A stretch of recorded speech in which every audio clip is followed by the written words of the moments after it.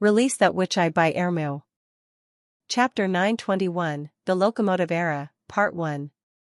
The North Slope mine of Neverwinter was going to witness a great event. A new railway linking the ore stacking yard and the furnace area was being cleaned for the last time. Different from the iron-coated wooden rails in the mine, the new railway was wider and could support heavier cargo loads. It was made of pure steel and looked very heavy. The amount of steel used to build it was enough to make the armor and swords for a regular knightage, but now it was fixed on the ground and exposed to wind and rain. Any lord of this era would think of this construction as an enormous waste of iron and believe that only a spendthrift would leave metal to rot like this. When Roland led the conference participants to the ore stacking yard, most of the officials were astonished by the railway and begun to stir since not every department in City Hall knew the details of what it was. The officials from the Longsong area stood agape while fixing their eyes on it. It impressed everyone with its imposing size and its aura of strength, even if most of them had no idea what it was used for. They would never believe that their king, who had greatly surprised them so many times during the past years, was a spendthrift, but they could hardly recover from their shock. In their view, laying cast steel bars on the ground was no different from using gold royals to pave a road.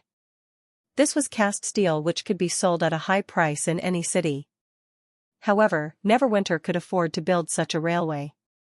After the blast furnace for iron making and the converter for steel making were completed, Neverwinter's industrial foundation no longer relied so heavily on the witch's power. The converter still needed Anna to heat and melt the iron for the first step, but it was much more advanced than the Star of Steel. It could be called a miracle in this era. The smelting industry of the North Slope mine had also been significantly upgraded due to the reconstruction efforts made by the Ministry of Construction. With the help of Lotus, they had taken bold actions to blast away the ceiling of the mine. By doing so, they had made part of the mining area a huge open pit, and most of it was an iron mine. Neverwinter's steelmaking industry had stepped on a brand new stage in the last year. In Grey Castle, its monthly steel output was greater than all the other cities combined. This result was within Roland's expectation. He took it for granted that modern factories would be far more efficient than blacksmiths. Otherwise, he would not have worked so hard to create the industrial equipment. As for the railway here, it was part of his experiment of using a railway to connect the mining area, the smelting area, and the wharf. As the narrow-gauge rail did not differ from the broad-gauge rail in terms of material usage and load-carrying capacity, he made 1.5 meters the standard railroad width. The number was easy to remember, and building roadbeds for this width of railroad was within the reach of Lotus' ability. The sleepers were cut out of wood logs, and the ballast was from rubble collected during the mine reconstruction. The railway looked exactly like a railroad in modern times. But it was still a half-done project. Because no factory had been involved in this project yet, Anna had used her black fire to process and install the railway for the experiment by herself. Since the Grey Castle Unification War, the construction of the other half of the railway had remained suspended. To further satisfy the officials' curiosity, Roland instructed the workers to unveil something that was placed at the end of the railway. When the canvas, which was dusty and covered with fallen leaves, was removed, the people saw a black steel vehicle standing right in front of them. "Your Majesty, is it a steamer carriage?" Petrov, the governor of the Longsong area, stuttered in amazement. Roland was not at all surprised by Petrov's thought. With more and more steam engines being put into use in Neverwinter, the officials were getting familiar with these cumbersome, but powerful machines, and even actively adopted them in some traditional fields, such as irrigating the farmlands and loading and unloading cargo on the wharf. Given that, they immediately recognized the steam engine, which was shaped like a barrel and installed in a steel frame in the main part of the vehicle. In the beginning, the factories producing steam engines and the accessory equipment had only been able to handle orders from Roland, but now they could also handle some requests from City Hall. City Hall's orders usually had special demands, but the factories could easily meet them by changing the combination of gears, shafts, and engine holders. Roland considered this change to be a good start. The people of this era were becoming more proactive in creating things. He thought that the reason why Petrov called the vehicle a steamer carriage was that the concrete boats driven by steam engines were called paddle steamers. It sounded like an acceptable name, but Roland did not want to give up the naming rights. After all, it was a vehicle of air-making significance. From its birth, it had a profound influence on the world, even though its first prototype was slower than a horse-drawn carriage. It had many different shapes and engines during its development, but its name remained unchanged. It's a train. Roland corrected Petrov. It's the key to solving the transportation problem. Do you mean that you want to build a railroad like this one across the grassland for a train? Berov had a hard time getting his tongue around the new word. What if the demons suddenly attack the workers and cause trouble for the railway construction project? First of all, I want to build 2 railways side by side to ensure a smooth flow of traffic. Secondly, I'm not proposing building a railroad across the grassland. I intend to build one that starts from the misty forest and then turns to the east at a spot near the Tequila ruins. Roland told everyone his plan. By doing so, Leaf can protect our railroad system from the demonic beasts during the months of demons every year. As for the demons, it's a close contest between us. Any place we can get to by train can be our battleground, since the train can transport enough cannons and shells for us. Even if the demons manage to destroy some sections of our railroad system under heavy shellfire, we can still solve the traffic problem by building and repairing the railways at a higher speed. He had discussed the construction speed problem with the advisory department. They found that they could build the railway sections between the misty forest and the Tequila ruins faster than the sections on the grassland, despite the former being longer than the latter. This was because the former sections were located in the forest controlled by Leaf. With her help, the weed and vines would clear the ground for the construction workers, saving them the trouble of doing it themselves, which was tremendously helpful to them. She could also create slopes for water drainage and structure the forest to help Hummingbird transport the construction materials. Lotus would be in charge of building the roadbed for the railways. The Ministry of Construction would send workers to pay the ballast, install the crossties and railways, and Anna would seamlessly weld the metal parts together. With everyone working together, they would be able to complete the railway sections between the forest and the Tequila ruins before the end of the winter. When that happened, the Tequila ruins would be within the range of the Longsong cannons. Chapter 922, The Locomotive Era, Part 2. In just half a year. Will it really be possible for us to extend the railway deep into the barbarian land? Hearing Roland's plan, Berov, who had already witnessed many miracles, still widened his eyes in disbelief.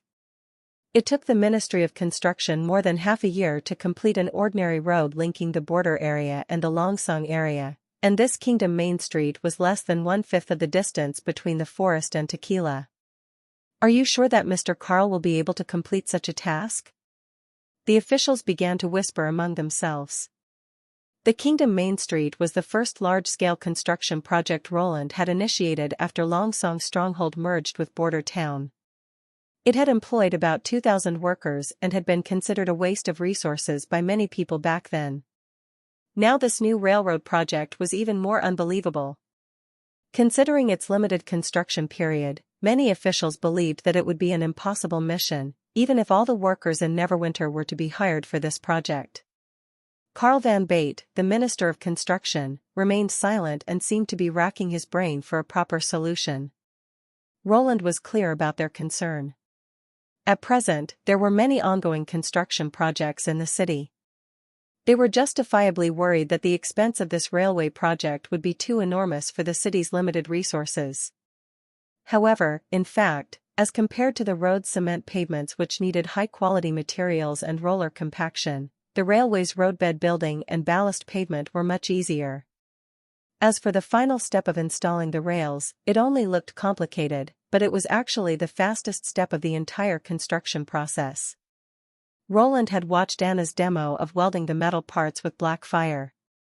She could weld a bar to 2 tracks at once, and the average time for welding each joint was less than 10 seconds. In comparison to the traditional bolts or the hot melting connections used in the modern world, her ability not only substantially improved the wielding quality but also saved a lot of manpower and material. Roland felt that her work couldn't be any more perfect. The experimental railway in front of everyone was an almost seamless rail made by Anna. To compensate for the distortions that could be caused by thermal expansion, there were still invisible gaps left in between the tracks, but on the surface, they were seamless. This meant that when the train was running on these tracks, the passengers inside it would not experience the frequent shaking or hear the constant clatter that were part of modern trains. Anna had finished welding this section of the tracks in just half a day. This was why Roland made the construction period for the railroad project so short. Leaf probably needed only 5 days to place the crossties and rails in a section of a given length, while the workers used to take 10 days to build and pave a roadbed of an equal length. Meanwhile, Anna needed just 1 day to weld the same section of railroad. She had ample time and was able to take it slow. Maggie could take her to work in the morning and bring her back to the castle in time for lunch. Roland did not want to explain the details of the witch's abilities to the officials, since not everyone knew the witch as well. Meanwhile, he predicted that the construction period could be even shorter if he could find some relevant witches from Sleeping Island who were willing to offer help for the project. However, he had not yet had a chance to ask Tilly about her witch's abilities, since he had gone straight to the Wolf Girl and then to the meeting immediately after he had arrived at Neverwinter. Seeing Roland ignore Barev's question, the officials turned their eyes to the train. In contrast to the seamless rail, which appeared very futuristic, the train itself seemed to be an antique. Its steam locomotive was divided into 2 parts. The front part consisted of a 4th-generation steam engine and a transmission device, and the rear part was a coal car. A driver's cabin was located between these 2 parts, from where the drivers could control the speed of the train, add coal to the boiler, and blow the steam whistle. Due to the interruption caused by the Jayakastle Unification War, this steam locomotive was still just an unfinished prototype, yet it was already much better than the first-generation steam locomotives of the world where Roland had lived before. Its steam engine adopted crankshafts instead of flywheels and drive belts. Instead of gears, which could easily get stuck, a mechanical linkage which moved seamlessly was utilized to connect the wheels on both sides of the locomotive to the engine. Roland had simplified his design for the locomotive as much as possible. As a result, it looked as if he had just patched all the main components together. When compared to a modern train, it had numerous defects. It had no mechanical brake and needed manpower to turn the capstan to stop the train. As the driver's cabin was on the connecting beam that linked the front and rear parts of the locomotive engine, the drivers would be disturbed by the constant shaking and vibrations caused by the steam engine when driving the train. It was not equipped with any electrical device, so the drivers and the other workers on the train had to blow the steam whistle or shout to each other to communicate. However, it was already the best design possible based on the current technological capabilities of Neverwinter. He had to build this prototype first, and then gradually improve it, just like what he had done with the first-generation steam engine. "Your Majesty, what's the carrying capacity of this thing?" Kyle Sichi, the Minister of Chemical Industry, asked with curiosity. "Is it any higher than that of a concrete boat?" "I think its cargo capacity should be almost 5 or 6 times that of a concrete boat." Roland was satisfied seeing the surprised looks on the officials' faces. But this is just the beginning. With technical progress, it'll be able to carry cargo which needs 100 concrete boats to transport at once.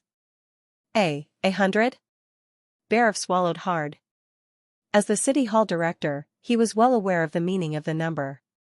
"So, what about its speed?" Petrov asked in a trembling voice. "I'm not sure. I'm still waiting for the test results, but it definitely won't be slower than a concrete boat." In this era, horse-drawn carriages and some other pack animals were the principal forms of transportation on land. On the bumpy and soft ground, their transportation efficiency was low. Besides, carriages did not have any rubber tires or any other kind of shock absorption measures, so their wooden wheels often got shattered by the repeated shaking on the road. Under such circumstances, the Kingdom of Grey Castle used ships as the main mode of transportation. In the inland rivers, the steam-powered boats, which did not need to move with the help of the wind, quickly outshone the traditional sailing ships. Given that, in the view of the officials, the concrete boats were already extremely fast and efficient carriers. Hearing that a train would be able to travel faster and carry more cargo than a concrete boat, they fell into silence. They instinctually wanted to deny such a possibility but felt reluctant to do so, since they were afraid that it might turn out to be true. Seeing the bewildered officials, Roland could not help but feel proud. If he had told them such a thing 2 years ago, he would have been regarded as a lunatic. As the war was fast approaching now, and he had failed to improve the boats, he wanted to use this new invention he built to boost his subjects' morale. After all, he had not exaggerated the strength of the train. After all, the steam engine was only the first generation of industrial power sources. Once the trains could be equipped with internal combustion engines, they would become the dominant mode of transportation on land. "Your Majesty, could you please show us how it works?" Bhairav asked after a while. "Yes, but not now. It still lacks some key components. We need another week to complete it." Roland shook his head. "According to the plan you gave to the Ministry of Construction before the Unification War, you intend to use the railway to connect the mine to the wharf, right?" Bhairav asked. "Yes." Roland sensed that Bhairav had something else to say. "Such a powerful vehicle will boost our people's morale and greatly help the city hall in our war propaganda work." Bhairav spoke out his idea. "Is it all right to let all your subjects witness this incredible scene on the day of the train's test run?" Roland immediately understood what kind of propaganda effect Bhairav wanted to achieve and was pleased to see that his city hall director had learned to guide the people's opinion during these years. "As you wish," he smiled and said. Chapter 923, A Deliberate Provocation. A shrill alarm rang and grabbed everyone's attention. Woo, woo. Everyone stood agape. It was the highest alert again. Wendy was the first one to recover from the shock. "Your Majesty, please retreat to the castle right now." However, Roland did not move since he was greatly surprised by Tilly and Ashes, who came close to him swiftly after hearing the alert. The extraordinary stood in front of them and Tilly grabbed his wrist. He felt something as cold as a metal around his wrist. He looked down and saw the ring on Tilly's finger shining a bright blue light. Obviously, she was ready to fly with him down into the mining area in case of emergency. Somehow Roland forgot about the danger and focused his mind on Tilly. Unlike Nightingale, who trusted him wholeheartedly, Tilly had not yet recognized him as her brother. She was too smart to be deceived. She called him brother just to maintain good relations with him. In fact, there was still an invisible barrier between them, and because of Tilly's attitude, Ashes always seemed a little restrained in front of him. He was unable to explain to Tilly that what Prince Roland had done to her back in the palace had nothing to do with him. Given that, he had lied to her and never expected much from her. However, now he felt relieved. He found that he had already won her trust and recognition as an ally, even if she might still have a doubt about his identity. "Yes, this place is too close to the city wall at the border. Your Majesty, please leave here as soon as possible." "Guards, where are the guards? Come, clear the way for His Majesty." The officials also came to their senses now and started to shout. The people voices, together with the alert, turned the scene into pure chaos. The noises recalled Roland from his reflections. Seeing such a tense situation, he could not help knitting his eyebrows and thought, maybe the frontier guards have already spotted some demons? He looked to the west and was lost in thought. Now that Sylvie is on the watch for demons, the alarm can't be false. And the frontier guards' highest alert must be about the demons. I heard that they should remain dormant for some time since they don't have enough red mist. Did their supplies arrive at the Tequila ruins recently? He wanted to go to the city wall to have a look personally, but he quickly gave up the idea. He did not want to increase the burden for the frontier guards since Nightingale and the main force of the First Army had not arrived yet. When they walked down the North Slope mountain, he summoned Wendy and said to her, "Regardless of the situation, send me any news from the city wall as soon as you receive it." "Yes," Wendy promised with a solemn face. Watching the enemies approaching quickly, Sylvie felt her hands were wet. It was not the first time for her to see demons, but they still made her feel stressed out. 1, 2, 3, 4, 5, 6. She counted the number of the devil beasts who were flying toward Neverwinter in a horizontal line. In the eye of magic, every detail of the enemies was clearly discernible. Just like Aletheia had mentioned, not every devil beast took a mad demon on its back. 2 of them looked just like pack horses and carried bone vessels which looked like bumps on their backs. She zoomed in and saw the red mist surging inside the bumps. Obviously, they were their mist tanks for this long-distance raid. But, why are the demons launching an attack so early? For the moment, they should stay close to the god's stone mineral vein at the Tequila ruins, waiting for the bloody moon. Sylvie was bewildered by the sudden appearance of the demons. Fortunately, the Frontier Guard's quick response made her feel relieved. They had already removed the cannon covers and gotten ready for the combat. If the enemies continued to fly in this direction, they would come within the cannon's range in 7 or 8 minutes. "Miss Sylvie," someone called to ask which direction the enemies were heading for. "And if they plan to enter the city, can you estimate which blocks they will fly over?" The guard who was in charge of communication asked. In order to transmit the information about the enemy's situation on time, Roland had moved the wind-up telephone prototype, which had been made in the backyard of the North Slope Mountain, to the city wall. Apart from the telephone line linking Neverwinter and Longsong Stronghold, it was the first telephone line in the city. Limited by the length, the telephone at the other end of the line was installed at the entrance of the third border city. Roland had arranged 2 guards to assist Sylvie in communication and had sent 2 God's Punishment witches to protect her. Road number 5 or number 9, Sylvie wiped the sweat from her hands. But they may also fly toward the square. There are still some people left behind. She was worried that once the devil beasts rushed into the crowded market, the consequences would be disastrous. "I got it." The guard picked up the phone and repeated what Sylvie had to the person at the other end of the telephone line. "Wait." Sylvie suddenly raised her voice. "They're ascending. Are they planning to fly over the city wall?" The guard was anxious. But they slowed down at the same time. Now the guards on top of the city wall should be able to see them directly. Before she finished her sentence, she heard the vague noise of gunshots coming through the phone. The guards of the city wall were elite soldiers of the First Army, who had taken part in the Snow Mountain exploration. They remained calm at the sight of the demons. Several teams took turns to fire and tried to maintain a low rate of fire in an attempt to conserve bullets. At this moment, Sylvie noticed a problem. For the guards, hitting targets in the sky was much harder than shooting down some demonic beasts or God's Punishment warriors on the ground. As they were unable to predict the enemy's movements in the sky, they had no idea which angle they should use. As a result, the devil beasts remained intact after several rounds of firing, and now they were only about 150 meters away from the city wall.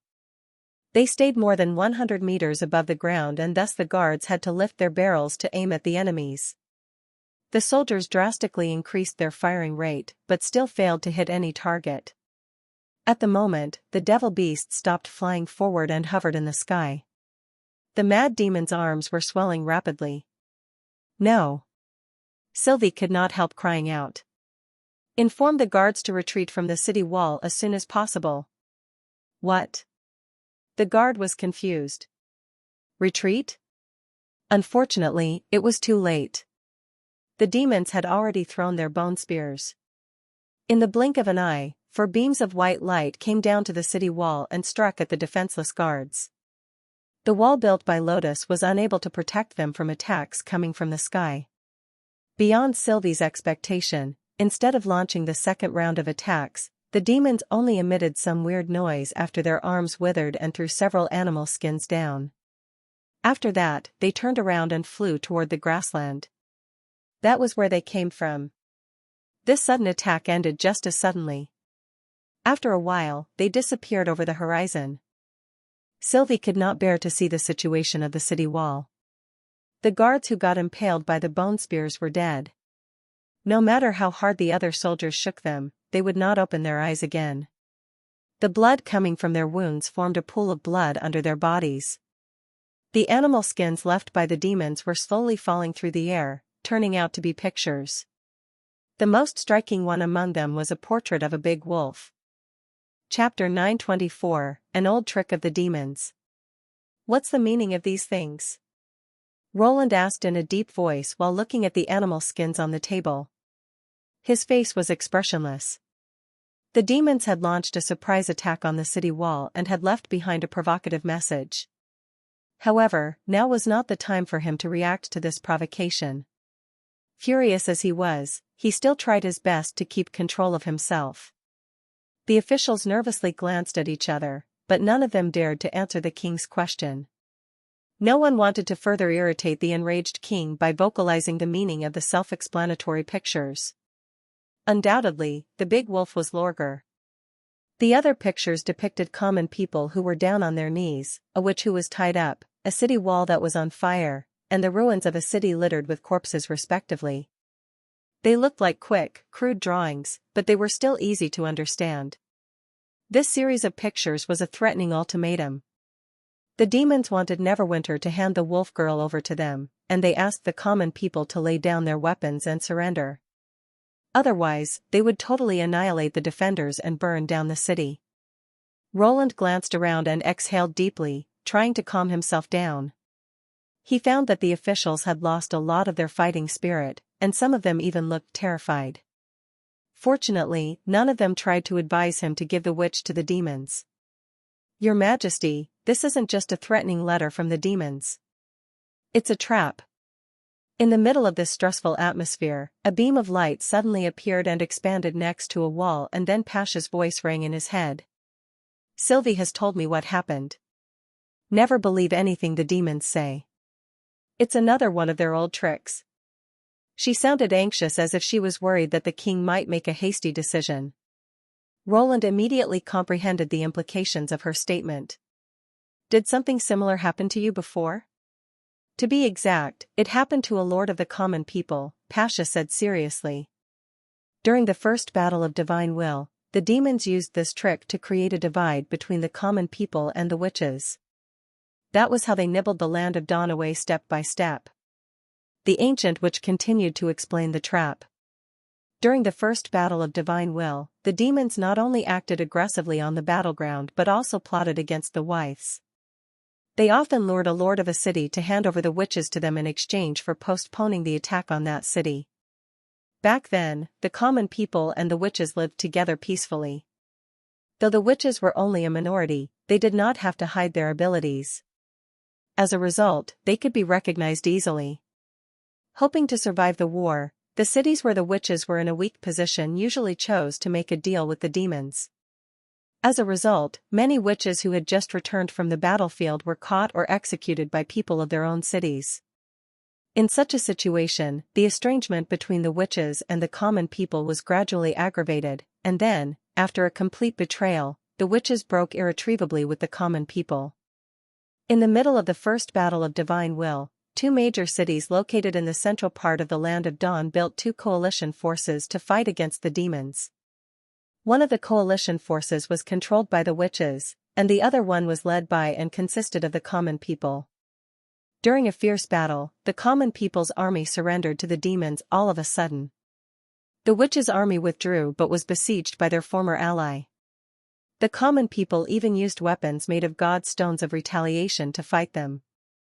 The witches were exhausted and had lost more than half of their warriors during the previous battle against the demons. They resisted strongly but still lost. After that, the leaders of the witches were beheaded in public, and the common people sent some of the remaining witches to the demons while enslaving the rest of them. The Union named this incident the Red Betrayal. We consider it a profound lesson for us. From that day on, the witches and the common people have grown apart.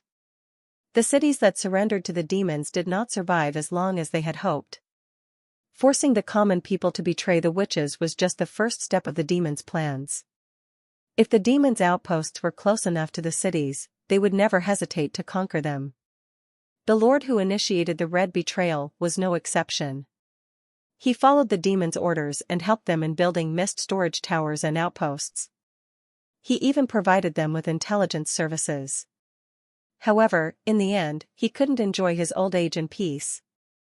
It said that he was imprisoned in his castle by the demons and was starved to death.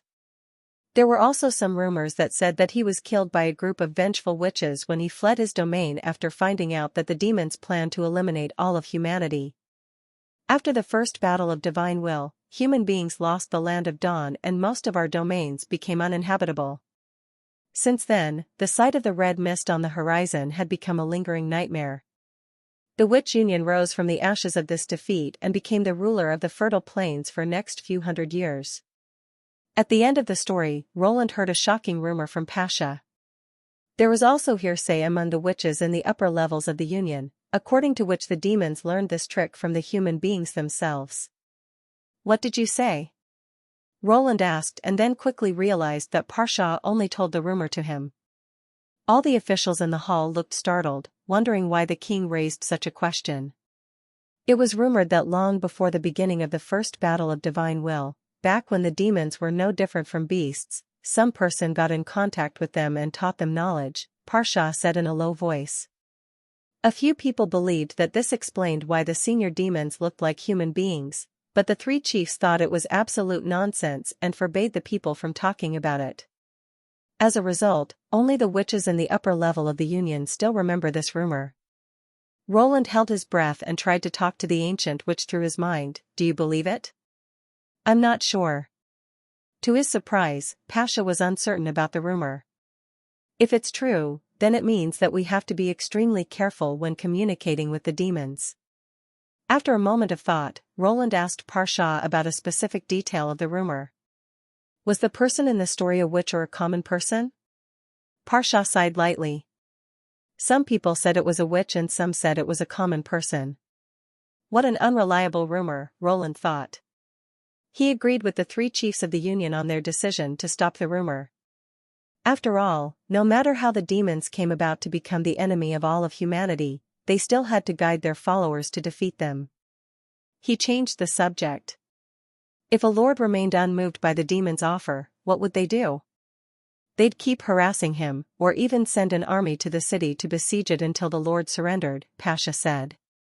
This old trick had proven to be very effective in conquering small towns and cities. "Do you mean to say that the demons will come back again?" Roland sneered. "Barav." "Yes." The city hall director stood up immediately. "Soothe the subjects first, and then we'll hold a memorial ceremony for the soldiers who died in combat. It's the best way to raise the spirits of the mourning people." Roland stressed each word with due strength. "As for the demons, I'll let them know that things are different now. This isn't the first battle of divine will anymore." Chapter 925, The Air Defense System. Roland had mentioned several problems that needed to be solved. The lack of an air defense network was as big of an issue as the transportation problem. The importance of achieving air supremacy stuck in his head. He had learned this lesson from the history of the wars in his previous world. An army who had the aerial advantage was always able to launch an attack from any point at any time, and before the invention of the radar, no one on the ground was able to detect enemies coming from the vast sky, let alone defeat them. Bearing that in mind, he planned to enhance his army's air defense capabilities as soon as possible. Otherwise, he would never be able to build an artillery position near the Tequila ruins. He guessed that after Lorger's escape from their pursuit, the demons had probably flown to the border of the western region several times to investigate, and they would have likely concluded that most of the residents of Neverwinter were common people. That was why they thought they could repeat the old trick that they had used in the first battle of divine will. The demons' investigation teams had somehow managed to avoid the sentry posts in the impassable mountain range as well as the gods' punishment witches who had gone deep into the barbarian land.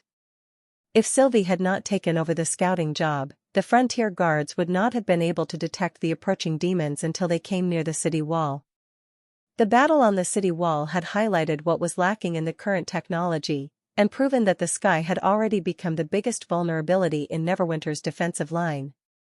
After all, the people in this era could hardly imagine aerial forces, let alone countermeasures for aerial attacks. Roland had been pondering over the air defense problem ever since the moment he had seen the demons with their flying devil beasts, but he had never expected them to come to the city so early. He had not started the development of air defense weapons yet, or even finished building the impassable mountain ground defense line and the telephone network. The fact that the frontier guards had not been able to shoot down any demon or devil beast during the earlier incident did not surprise him at all. It had been his decision to use revolving rifles to fill up the blind zones of the machine guns and the cannons for now, and they had proven to be quite effective in suppressing enemies on the ground. However, resulting from the low pressure in the bore, a revolving rifle had a relatively short range and a low accuracy, which became a very serious defect against airborne enemies. Furthermore, its hit rate was low and its firepower was limited, since each of its cartridges could only contain 5 bullets. Last but not least, it had no suitable tripod or aiming tool for targets in the sky. With these defects, it could hardly serve as an ideal ground-to-air weapon. He felt that he had better begin to replace all the revolving rifles with bolt rifles. It was already part of his plan, but Anna was unable to mass-produce that many parts that were necessary for the large-scale production of the bolt rifles. Given that, he had only equipped the sniper team with bolt rifles for now.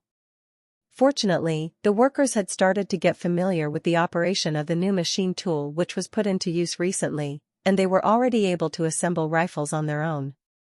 Once they could improve their work efficiency and guarantee the quality of the products, the output of bolt rifles would be substantially increased. Though bolt rifles could shoot farther and more precisely than revolving rifles, they could hardly serve as ground-to-air weapons. Their rate of fire was even lower than the revolving rifles, and their tracer ammunition, which had a complex structure, was not easy to manufacture, especially when the ammunition production line was already working at its full capacity. Even if he began to focus on tackling the key problems for the mass production of bolt rifles now, he would need several months to achieve this goal. By the time he succeeded, the months of demons would already be over. Under these circumstances, he decided to create new ground-to-air firearms as the primary air defense weapons and use the bolt rifles to assist these new weapons in a fight. Based on the existing technologies, he was not able to equip his army with any kind of high-tech fire control system, so his only choice was to create a hail of bullets to stop the enemies in the sky. The easiest way of achieving this effect was to convert some of the Mark I-type heavy machine guns into anti-aircraft machine guns, which had been a tried and tested solution in the modern world's history and would not increase the burden on the manufacturing and logistics sectors. A Mark I-type HMG equipped with an aiming tool and an adjustable tripod would be able to shoot low-flying enemies out of the sky. In any case, his Mark I-type heavy machine guns were easy to convert, as he had planned for the air defense usage in advance and had equipped them with air-cooled barrels instead of a water-cooled casing when designing these machine guns.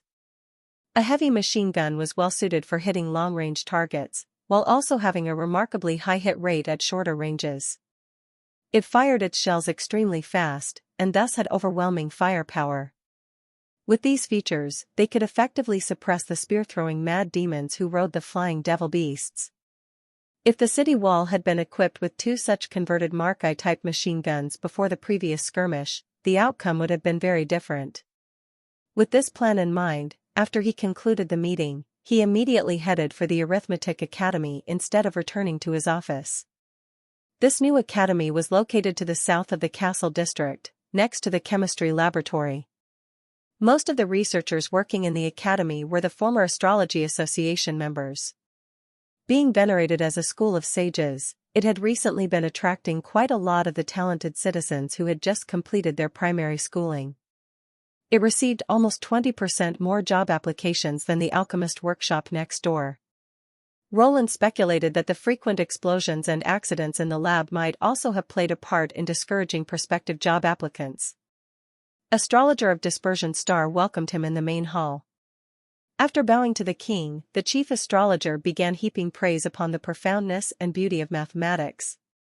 "Your Majesty, please forgive me for nagging you. That book you gave me, Analytical Geometry, Must the Deities Work? I had never imagined that I'd be able to see the world so clearly with my mind instead of my eyes.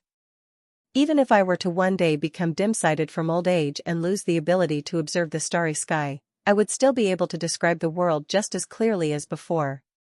For example, now I can even describe your wavy hair, your clothes, and even your boots using numbers and symbols." Fearing that he would go on and on, Roland interrupted him. "Have you mastered all the knowledge in the book?" "I can't say I've mastered all of it, but I did master most of it." Dispersion Star calmed himself down and continued. "In the past 6 months, apart from the calculation missions you gave us, we've been working on a huge project. We recorded the star's celestial coordinates and our previous observation results in the mathematical language. Now we can be sure that the star of extinction, the bloody moon in your words, always stays at the same spot in the sky. It doesn't move at all." Roland had once paid close attention to the bloody moon, whose coming was said to herald the beginning of the battle of divine will. Now that the demons had already begun to take action, he no longer had any interest in the star. "I've come to give you a new mission. You'd better finish it as soon as possible," he said explicitly. "It's not a pure math problem like the previous missions. You need to solve a practical problem for the First Army." "Do you mean creating something like the cannon's firing table?" "It's more complicated than that," Roland shook his head and said. "You need to work with the craftsmen to produce a tool which can predict the movement of a target in the sky. You'll need 2 equations to describe this kind of movement. One describes the horizontal displacement of the target and the other describes the vertical displacement. I have a general idea of the design, but you have to determine the specific parameters through more detailed measurement and calculation."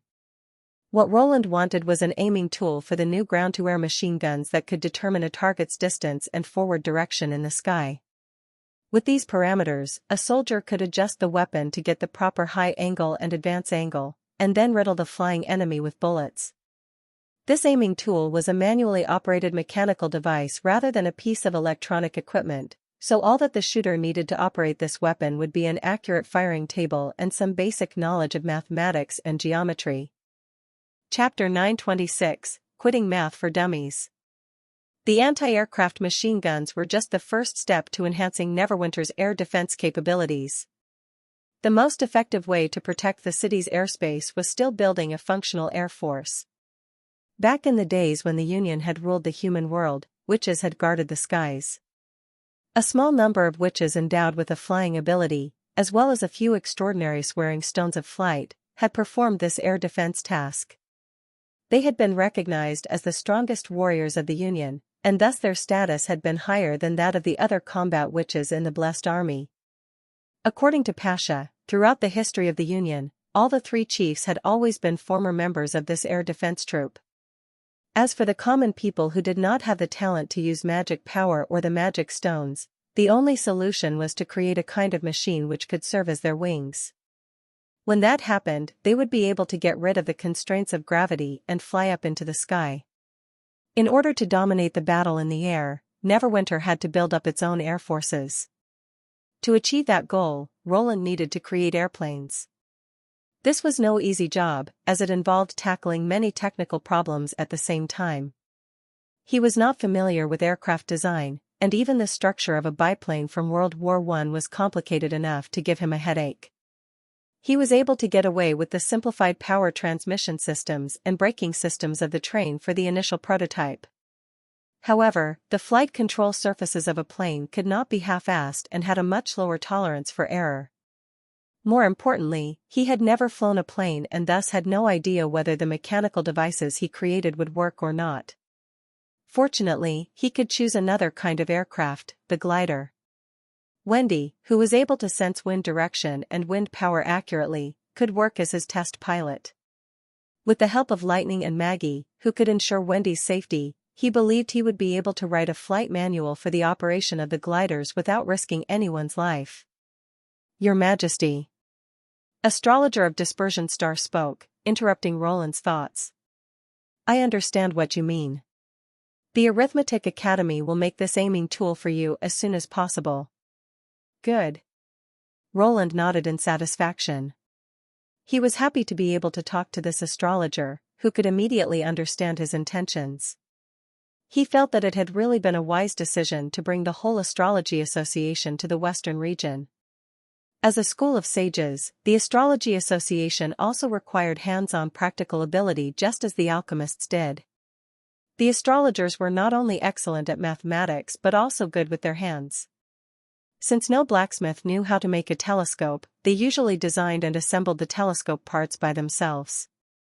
Just as Roland was about to leave, he noticed that astrologer of Dispersion Star still seemed to have something to say. "Is there anything else?" Roland asked. "Here's a thing I can't figure out, Your Majesty." The scholar cleared his throat by coughing several times. "I don't understand why there's the word intermediate on the cover of the book, Analytic Geometry, and on every cover of the mathematics books you gave me." Roland chuckled. "That's the thing you want to ask? Please forgive me for being so bold, if it's a thing can't be disclosed." Different from Kyle Sichi, Dispersion Star had stayed in the old king city since his birth. He had served several kings and was always on his best behavior. However, Roland could tell from his eyes that he was just as curious as the chief alchemist. Roland could not help but smile while recalling that he had used intermediate chemistry to lure Kyle into working for Neverwinter. In order to get his hands on the book, Kyle had recruited students, given lectures, and even taken up the post of Minister of Chemical Industry. Nevertheless, Roland felt that he would not need to repeat this carrot and stick trick on Dispersion Star. He explained plainly, "It's because there's a book called Advanced Mathematics. It's not just about geometry or arithmetics. It's advanced mathematical theory. You can imagine the primary and intermediate books as the trunk of a tree and advanced mathematics as the top of the tree. But this book is much harder to understand, so it has another name." "What might that be?" Quitting math for dummies, Roland answered with his hands laid out in a shrug. Obviously, Dispersion Star did not understand Roland's implication. He stared blankly at the king, and then he said, Your Majesty. I'll never give up, even if I have to spend the rest of my life to grasp the theory. Could you please show me?" Seeing the sincere look on the scholar's face, Roland somehow felt a little embarrassed about himself, since he had regularly dozed off in his advanced mathematics class. He cleared his throat and said, "Of course. After finishing this project, you may come to the castle to get the book." "Yes, Your Majesty." Dispersion Star knelt and replied with excitement. After that, Roland left the Mathematics Academy for the backyard of the North Slope Mountain. Apart from the anti-aircraft machine guns, he intended to make some special weapons for the gods' punishment witches. After having spent several months together, he was firmly convinced about the tequila survivors' burning desire to wreak havoc upon the demons. Neverwinter had to fight the demons to survive, but the tequila witches just wanted revenge. In the hearts of the ancient witches, the demons had been the source of their pains for the past hundreds of years, the enemies who had killed their families and friends, and the nightmare they longed to get rid of. Roland felt that it would be a complete waste for these mighty warriors to use only swords and spears to fight the demons. He also noticed that they were able to fight with weapons that were too heavy to carry for conventional soldiers. This meant that he could equip them with fiercer firearms and turn them into high-mobility heavy battle units. His initial plan was to design a portable Mark I-type HMG for the gods' punishment witches, whose ammo box could be carried in their backpacks. With these weapons, the gods' punishment witches would become mobile fortresses. Once they encountered a pack of demons, they could immediately turn them into Swiss cheese. However, now he had changed his mind. Some heavy machine guns were going to be converted into anti-aircraft machine guns, and a new variant of the Mark I guns would soon begin production on a large scale.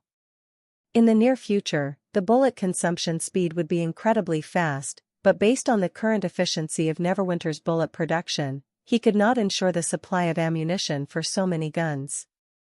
Under such circumstances, even if he were to manufacture 300 guns for the gods' punishment witches, they would not get enough bullets to be able to achieve the target effect of a walking fortress. To solve this problem, he needed to create a powerful and simple weapon that used fewer bullets while also being easy to maintain. He quickly sketched the outline of the new weapon on paper. It was a grapeshot gun, a gas-operated weapon with a 40mm caliber. The prominent advantage of a grapeshot gun was its wide killing range and the long-distance shots resulting from the enlarged caliber. It shot automatically and its shooter did not have to be very accurate. It could help the revolving rifles and bolt rifles in suppressing the enemies who managed to break through the cannon blockade line. It could also be adopted in a sneak attack. In such a battle, the grapeshot gun shooter could take the initiative to approach the target.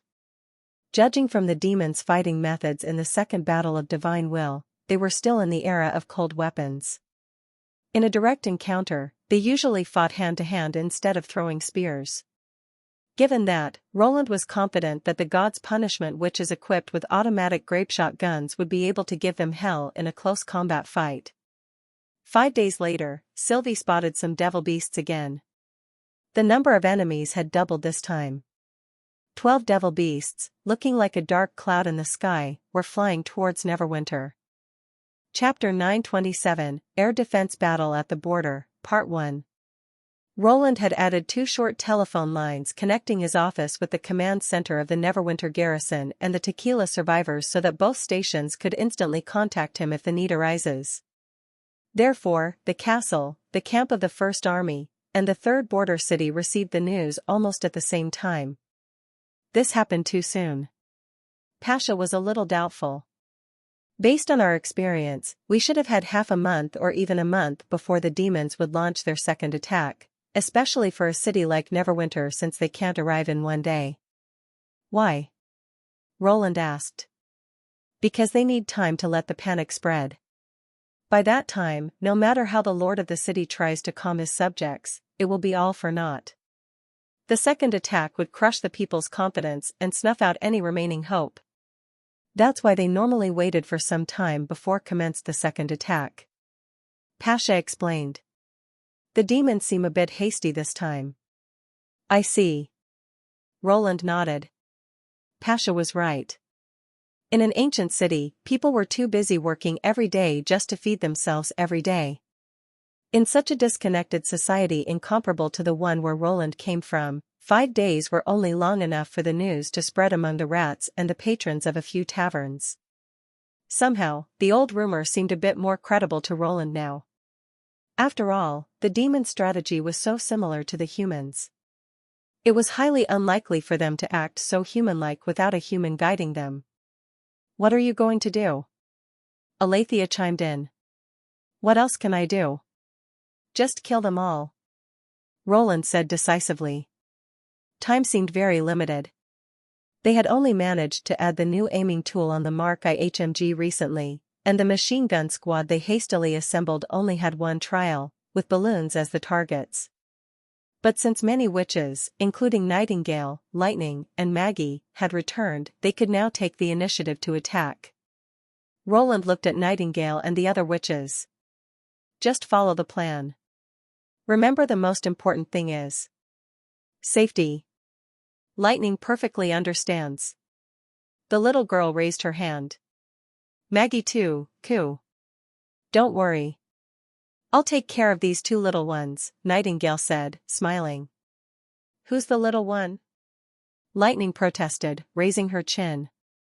Of course it's you, coo. Why? I'm bigger than the 2 of you combined after transforming. Coo. Maggie spread her wings. That's not what I meant. The 2 hadn't even finished arguing before Nightingale picked them both, 1 girl in each arm, and went out of the meeting room. I'll leave the defense task of the city wall to the witches of the Sleeping Island, Roland said to Tilly. Tilly answered without hesitation, they'll do their best. Good. Then I shall stand by the phone and wait for your good news, Roland said, and then commanded word by word, move. Now.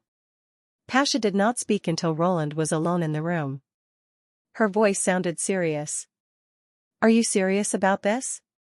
The demons would change their mind once they spot so many witches, and they won't see Neverwinter as a city ruled by the common person but by witches. They would then have completely different tactics in store for us. I know. You've already warned me about that. Roland exhaled softly. The ancient witch had told him about her concern when they made the defense plan. In her opinion, if the demons thought Neverwinter was a holy city under the dominion of the Union, they would undoubtedly strengthen their defenses and attack with increasing aggression in the coming battles. In other words, they would start to view Neverwinter as an even opponent. The demons only took the witches seriously and completely disregarded the common people. I thought, humans would prefer to avoid a war like this. They'll come sooner or later, right? Roland arose and walked up to the French window, and looked off into the direction of the border. Since that's the case, it's better to fight a battle we have prepared for instead of heading mindlessly to war.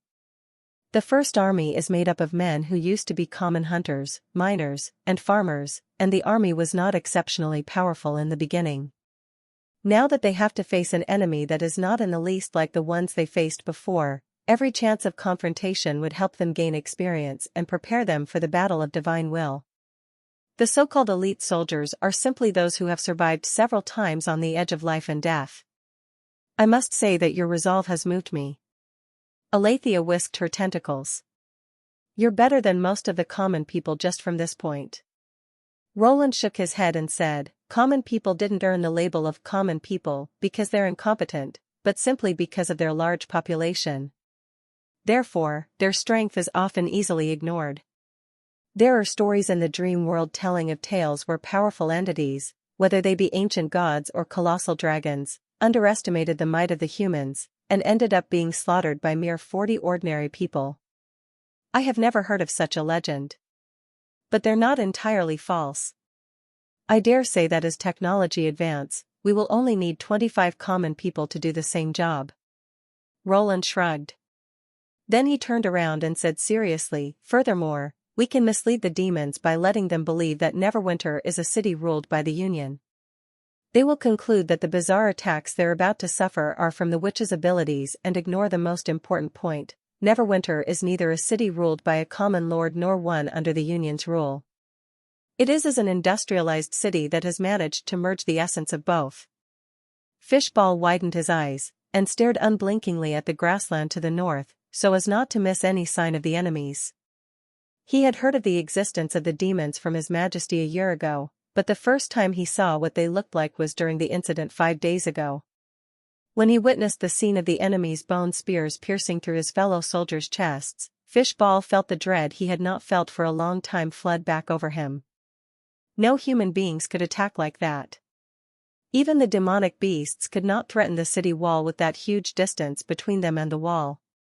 For the first time since he joined the army, he met an enemy whose range of attack was comparable to that of the flintlocks.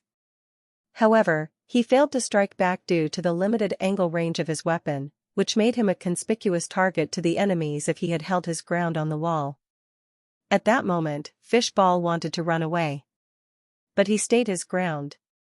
It was, at first, his trained reflexes kicking in that prevented him from fleeing, but then, a strong feeling of fury and detestation flooded over him. He was furious about the previous deaths of his companions and his powerlessness. He used to be a wimp that was known for his cowardly nature to people in the old border town.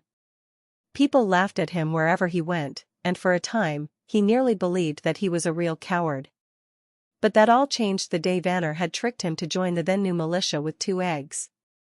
In the first confrontation with the demonic beasts on the wall, he was so scared that he peed his pants, but ever since he returned from the wall that day, no one had laughed at him anymore. Now, Vanner was already promoted to the head of artillery battalion, yet he was merely transferred from the flintlock squad to the machine gun squad and became a squad captain. Fishball had neither gripe nor jealousy, for he knew that Vanner was much more capable than him. Vanner even had guts to speak in front of His Majesty, and that was something he would never dare do. But that did not mean that he did not want to be a better person. Ever since he decided to serve His Majesty, he had witnessed things far beyond his imagination. He had traveled on a concrete ship that could make its way upstream without sails, and he had attacked the nobles' capital city. He had also helped defeat the arrogant Church of Hermes and claimed the desert of the south and Grey Castle for his king. He had already seen so many things. So why should he be afraid of the demons? Suddenly the observer shouted, "Attention!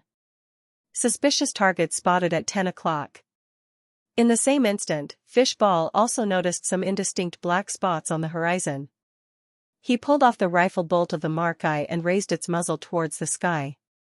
No one knew that he was still ashamed of what had happened 5 days ago. Only the blood of the enemies could help him was this disgraceful memory away. Chapter 928, Air Defense Battle at the Border, Part 2. Targets confirmed. The demons are coming. They're heading this way. They're coming from 2 directions. Demons also spotted at 12 o'clock. The observers of the different squads took turns watching their targets through the telescope, giving warnings continuously. Fishball's eyes were glued to the second group of enemies that appeared in the shooting area he was assigned to. The demons in his field of vision were tiny as the leaves flying in the wind, and only when the devil beast flapped its wings could they tell the difference between them and regular birds. Having learned by heart the firing procedures, Fishball placed one of the demons in his aiming reticule and then adjusted the heading indicator of the aiming tool. The new aiming tool on top of the gun looked very odd. It contained 2 concentric rings. One was equipped with a devil beast model that could spin, the other consisted of several paratactic tiny holes that could rotate with the model. Fishball knew nothing about the principles behind this aiming tool, but he knew that since His Majesty had designed it, it would be as fabulous as any of the other ingenious things the king had made. He spent a whole night memorizing every step he needed to go through before firing the weapon. The first step, he remembered, was to move the heading indicator, the devil beast model, to where it was parallel with the target. In a short amount of time, the enemy in the air as aligned with the tiny hole in the aiming ring. Right after that, he glanced at the model and shouted to his partner beside him, "A quarter." That meant the area of the target to that of the model was 4-to-1, indicating that the demon was in the shooting range of the Mark I HMG. Lord Astrologer of the Dispersion Star, who assisted in training the squads, had hammered it into them that any distances judged by the naked eye were bound to result in inaccuracies. It could only serve as a rough estimate of the range to the enemy. To ensure maximum effectiveness of the Mark I, it would be safer for them to round the distance up. That sounded easy enough for Fishball to understand. A premature spray from the Mark I would be guaranteed to hit the target, while firing too late might just waste bullets. After making the call, Fishball only needed to wait for his partner to find the corresponding number on the shooting table before he would pull the trigger. It only took a few seconds to finish this procedure, but the process felt excruciatingly long to him. As this was happening, everything around Fishball seemed to slow down for him, and the shouting sounds of his fellow soldiers in the background started to fade away. For a moment, he even heard his own rapid heartbeats and heavy breathing clearly. He could feel a slight amount of moisture in his palms. He knew that the cowardly Fishball was still inside him somewhere. But that only helped him steel himself for what was to come. As the demons flew steadily towards the wall, they gradually rose, going for the same pattern they executed 5 days ago. Now that they were at least 800 or 900 meters away, they fully extended their wings so that their bodies were as stretched out as possible. This made them such thin targets that even marksmen of the sniper team would be able to guarantee a clean shot on them. But we are different, Fishball thought. The scholar had told him of many principles, most of which was beyond Fishball's understanding. But he had remembered one point very clearly. Once the enemies are close enough to throw spears, you're free to aim and fire. But before they get in that range, you don't need to worry about hitting the enemies, but rather just send as many bullets as you can in their path and wait for them to fly into the bullets. Use the 5th hole. At this moment, his squadmate behind him shouted. Fishball took a deep breath and raised the muzzle, placing the mad demon that he was aiming at in the 5th hole, and pulled the trigger as hard as he could. Suddenly, a gush of flame flashed out of the muzzle. The sound of gunfire was ear-piercing, and it seemed to have resumed the flow of time which had previously appeared to slow down. Almost simultaneously, the other squads had also started to open fire. The area atop the city wall instantly heated up. This all felt rather bizarre to Fishball. The muzzle of the Mark I was not aimed at the demons but a vacant space in front of them. No one knew if they would hit the target. All they could do was keep their fingers tightly on the trigger, and pray for the best as the cartridge box was emptied one bullet after another. Fortunately, this did not last long. After 3 seconds or so, a flower of red bloomed among the group of demons at their 12 o'clock. Along with the explosion of red, Fishball could also see a half-broken wing and body parts flying everywhere. The devil beasts that had been shot were jolted and spun in midair, like pieces of thin paper being crumpled up. It was only then that Fishball got a rough view of the demon's appearance. However, from the scattering limbs, he did not spot any body parts resembling those of the mad demons. This unlucky devil beast must have been one of the ones who were responsible for carrying the red mist canisters. Subsequently, 2 devil beasts swayed away midair and dropped down like stones. Fishball could not tell from their movement whether they had been urgently dodging the bullets or seriously injured. But they failed to recover their speed and smashed directly onto the grassland. Apparently, the sight inspired the soldiers, who started to cheer rapturously. And another one. Partner, well done. Air Defense Squad, it's all yours now. Come on, kill those nasty things. Long live King Roland. The demons seemed to sense something wrong. They started to disperse and accelerate, charging towards the wall without any sign of retreat. 3/4. Fishball grabbed the gun handle tightly and kept adjusting the shooting direction. No, 4/4. The enemy in his vision was the same size as the model, meaning that the enemy was now within spear-checking range. Open fire, the observer shouted, all gunners, fire at will. The soldiers armed with revolving rifles also joined and opened up at the approaching devil beasts. All the guns were blasting away, cracking continuously at the wall. 4 devil beasts were already shot down, however, ever since the enemies became aware of their attack and started to dodge the shots, few bullets succeeded in hitting them.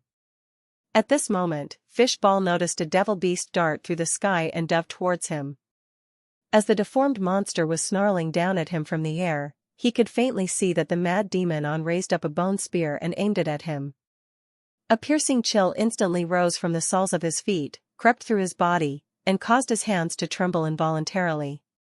Now that the demon in his vision was bigger than the model, he didn't have to estimate how far the demon was anymore, for this distance was short enough for the bullet fired by Mark I to maintain a perfectly straight trajectory through the air. All he needed to do now was to raise the muzzle, aim, and keep firing until the demon's body was riddled with bullets. But that spear would also pierce through his body without mercy. Flee or die. The familiar feeling crawled up like a shadow, and the cowardly Fishball seemed to have grabbed him by his hands. Ah! In the next moment, Fishball bellowed, go away. I'm no longer. At the same instant, the barrel of the gun spat out flames of death toward the demon. The bullets released from the gun whistled toward the demon, tore through its muscles, shattered its bones, and ricocheted in the demon's body before exiting the other side. The impact was so intense that its body swelled a little as its guts were smashed to smithereens. The mad demon threw the bone spear at the moment the bullets flew into him. Fishball had foreseen his ending when he pulled the trigger. But he did not let go of his finger. He stood firm even though he was trembling violently with fear. A coward. Bang!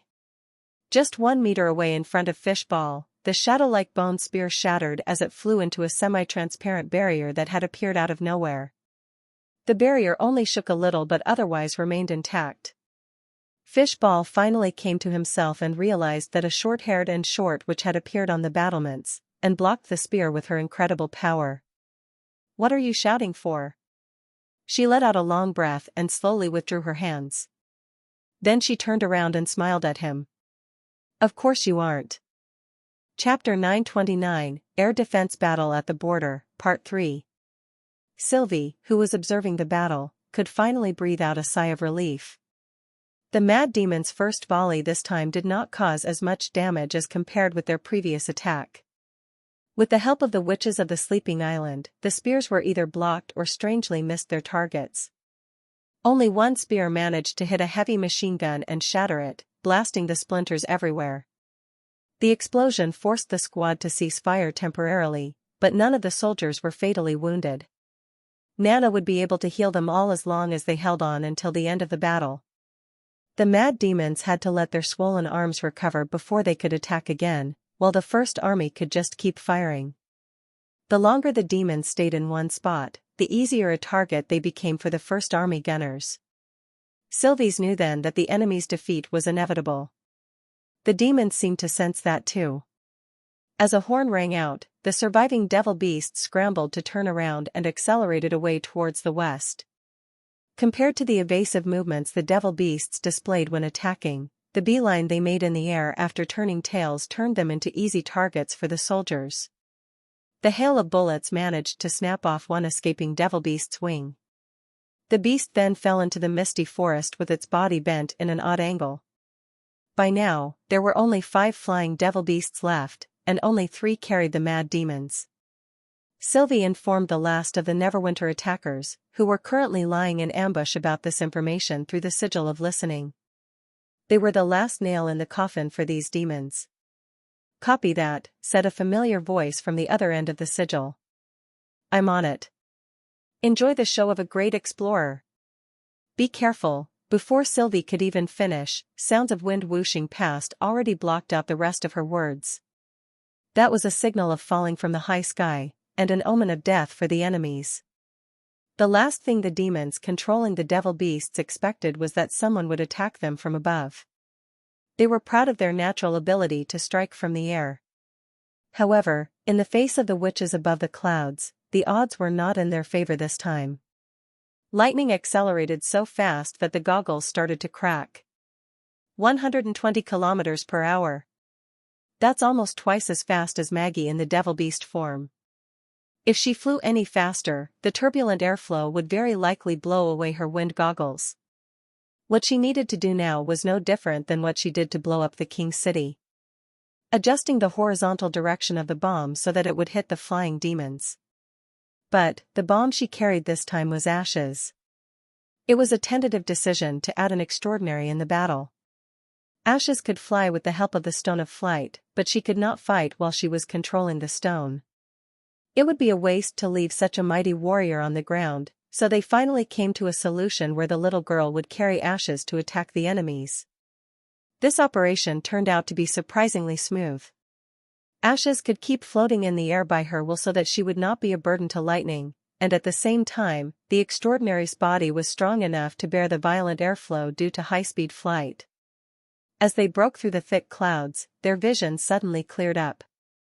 The 5 devil beasts Sylvie had told them about appeared in front of them. The enemies were still unaware of what was happening above them. Lightning mustered all her strength and threw Ashes towards one of them. Ashes unsheathed her long sword and slashed at the demon head-on. It was not until the demon had heard the blade whistling through the air did it finally become aware of the danger that was fast approaching. But by then, it was too late. The demon swelled its arm and put the spear in an attempt to parry the strike, but Ashes' slash was unstoppable. Her sword cut through the spear before cleaving the demon in half. The last thing the demon saw was the extraordinary's pair of golden eyes. The rest of the demons were startled, and they screamed out as they made their devil beats swerve to the sides. They all raised the spear, ignoring the devil beast whose master had just been slaughtered. At that moment, a terrifying roar distracted them. Woo, oh oh oh. The giant devil beast that Maggie had transformed into dashed out of the thick clouds and swooped towards the demons. The enemies could not help but put their focus on the gigantic Maggie instead of Ashes. They knew that it was not a real devil beast, for they could see a witch on its back. 2 spears hurled by the demons sped towards Maggie like a pair of shadows. The next second, the devil beast suddenly vanished and the spears passed through thin air. The demons then saw a white pigeon floating proudly where the devil beast had been. Coo! Just in a flash, Nightingale showed up in front of the enemies. Although the peculiarness of the misty world had restricted her movement in the air so that she could not act as freely as she could on the ground, she would not let any enemy within one flash escape. As long as the enemy was pulled in the misty world, Nightingale would dominate the battle. Without God's stones of retaliation, the demon would never see her. The devil beast's narrow back was as large as a town square to her. While Nightingale shot down the demon with her revolver, she pulled the reins on the devil beast that is now masterless and had it crash into the last devil beast still with a rider. The mad demon atop the last beast attempted a desperate struggle and threw 2 spears towards Nightingale while paralyzing its own arm. As the magic stone was flashing blue, it did not only drain the demon's magic power but also made half of its body wither up. Nightingale, however, did not even dodge the spears. She merely turned the black and white world upside down so that the sky became the ground. She then stood on the abdomen of the devil beast who, instead, took the spear for her. The turbulent misty world also concealed Nightingale and her mount. Then abruptly, the devil beast, controlled by Nightingale, smashed into the last pair of the enemies. The misty world absorbed the demon instantly. This was a strange world for the demon, and the distorted space and lighting of this world instantly distracted it. By the time the demon realized what had happened, the borderlines that were fine as silver yarn flooded over it like a tsunami. When the enemies reappeared, both the devil beasts and the mad demon had been minced into pieces, and their remains showered down to the ground below. Maggie retransformed into the beast and quickly caught Nightingale who was falling, while Lightning flew to catch Ashes, who had finished dealing with the other devil beast. 2-1, I win. Nightingale showed 2 fingers to the extraordinary. Ashes shrugged without a comment. After they landed safely on the ground, Lightning produced the sigil of listening from her bag. Sylvie, can you find the other 2 escaped devil beasts? There was a moment of silence before Lightning heard the answer. Yes, I see them. They are about 2,500 meters away to the northeast of you. Great, please guide me there. You want to go alone? No, Maggie'll go with me. Don't worry, Lightning said as she clapped her chest. They're just 2 beasts without a master. Noon will escape. Maggie returned to a pigeon, fluttered to the top of the little girl, and said with her erect bird head. Be careful with the red mist cans. Remember not to come into contact with the mist. Nightingale warned. Retreat immediately if you see any new enemies, Ashes added. Got it. You can count on me. Lightning raised a thumb and took off with Maggie, heading to where the enemies were fleeing. Chapter 930, A Letter from the City Hall. After waiting by the telephone for an hour and a half, Roland finally received the final battle report. The witches who were responsible for the ambush did not let any demons escape, and they also seized a lot of cans containing the red mist. Also, they acquired the corpses of the enemies shot down by the air defense squad, and Leaf also captured the final surviving mad demon was wandering around the misty forest. All in all, they had gained more from this battle than he had expected. First, and most importantly, the victory had boosted First Army's morale. The battle had let them realize that even though the demons were not an enemy that could be easily defeated like the knights or wild demonic beasts, they at least had the power to fight back. The demons that everyone had heard so much of was not supernatural and fearsome as the characters narrated in the old stories. In terms of defense, the demons, who were flesh and blood like human beings, were no better than the God's punishment army in front of His Majesty's powerful firearms. Second, the captured enemy would make the anti-demon propaganda in Neverwinter much more effective. Roland believed that once the migrants saw what the demons looked like, they would no longer discriminate against the witches. It was impossible for the demons, a kind of monster that shared none of the similarities with humankind, to brainwash the witches' minds and make the witches their servants. Lastly, the corpses of the demons would also be quite useful for research purposes. Since the magic blood could not save up separately and would lose its power quickly after the host had died, Roland had not counted on applying the enemy's blood to new sigils. But Celine had volunteered to take on the job of making sigils in Agatha's absence. Celine told him that Agatha was indeed among the most outstanding in the entire Quest Society, but the knowledge of sigil making was essential to every formal member of the society. She also stressed that apart from the quality of the magic stones and demon blood, the appropriate method of carving the vessels on the stone was also crucial to making a good sigil, albeit it being a less important factor. One could directly use a stick to draw a straight line if the time was limited, but carving intricate patterns on the stone would be able to fully bring its power into play. She was proud to say that no hands could be more exquisite and precise than her tentacles. In terms of sense of touch, control of strength, and not to mention the numerical advantage, the human hand was no match against her tentacles. As Celine goes on bragging about her tentacles, strange ideas kept popping up in Roland's mind, and it took him a long while before he could get back to reality. Fortunately, Celine could not read his thoughts when their minds were communicating. Otherwise, there would be no way for him to explain himself out of this. But of course, there was also the bad news. It turned out that the anti-air effectiveness of the Mark I type HMG was mostly unsatisfactory. By looking at the overview of the battle, Roland found that the hail of bullets fired when the enemies were closer to the wall was the most deadly. The demons, at first, did not expect that they would be attacked, so they flew in slowly cramped up into two tight formations. This made them perfect targets for the guns. However, out of the 12 devil beasts that came, only 4 were shot down by the guns. After the demons changed the tactic and started to disperse as they entered the effective range for the mad demon's spears, no bullets succeeded in bringing any of them down.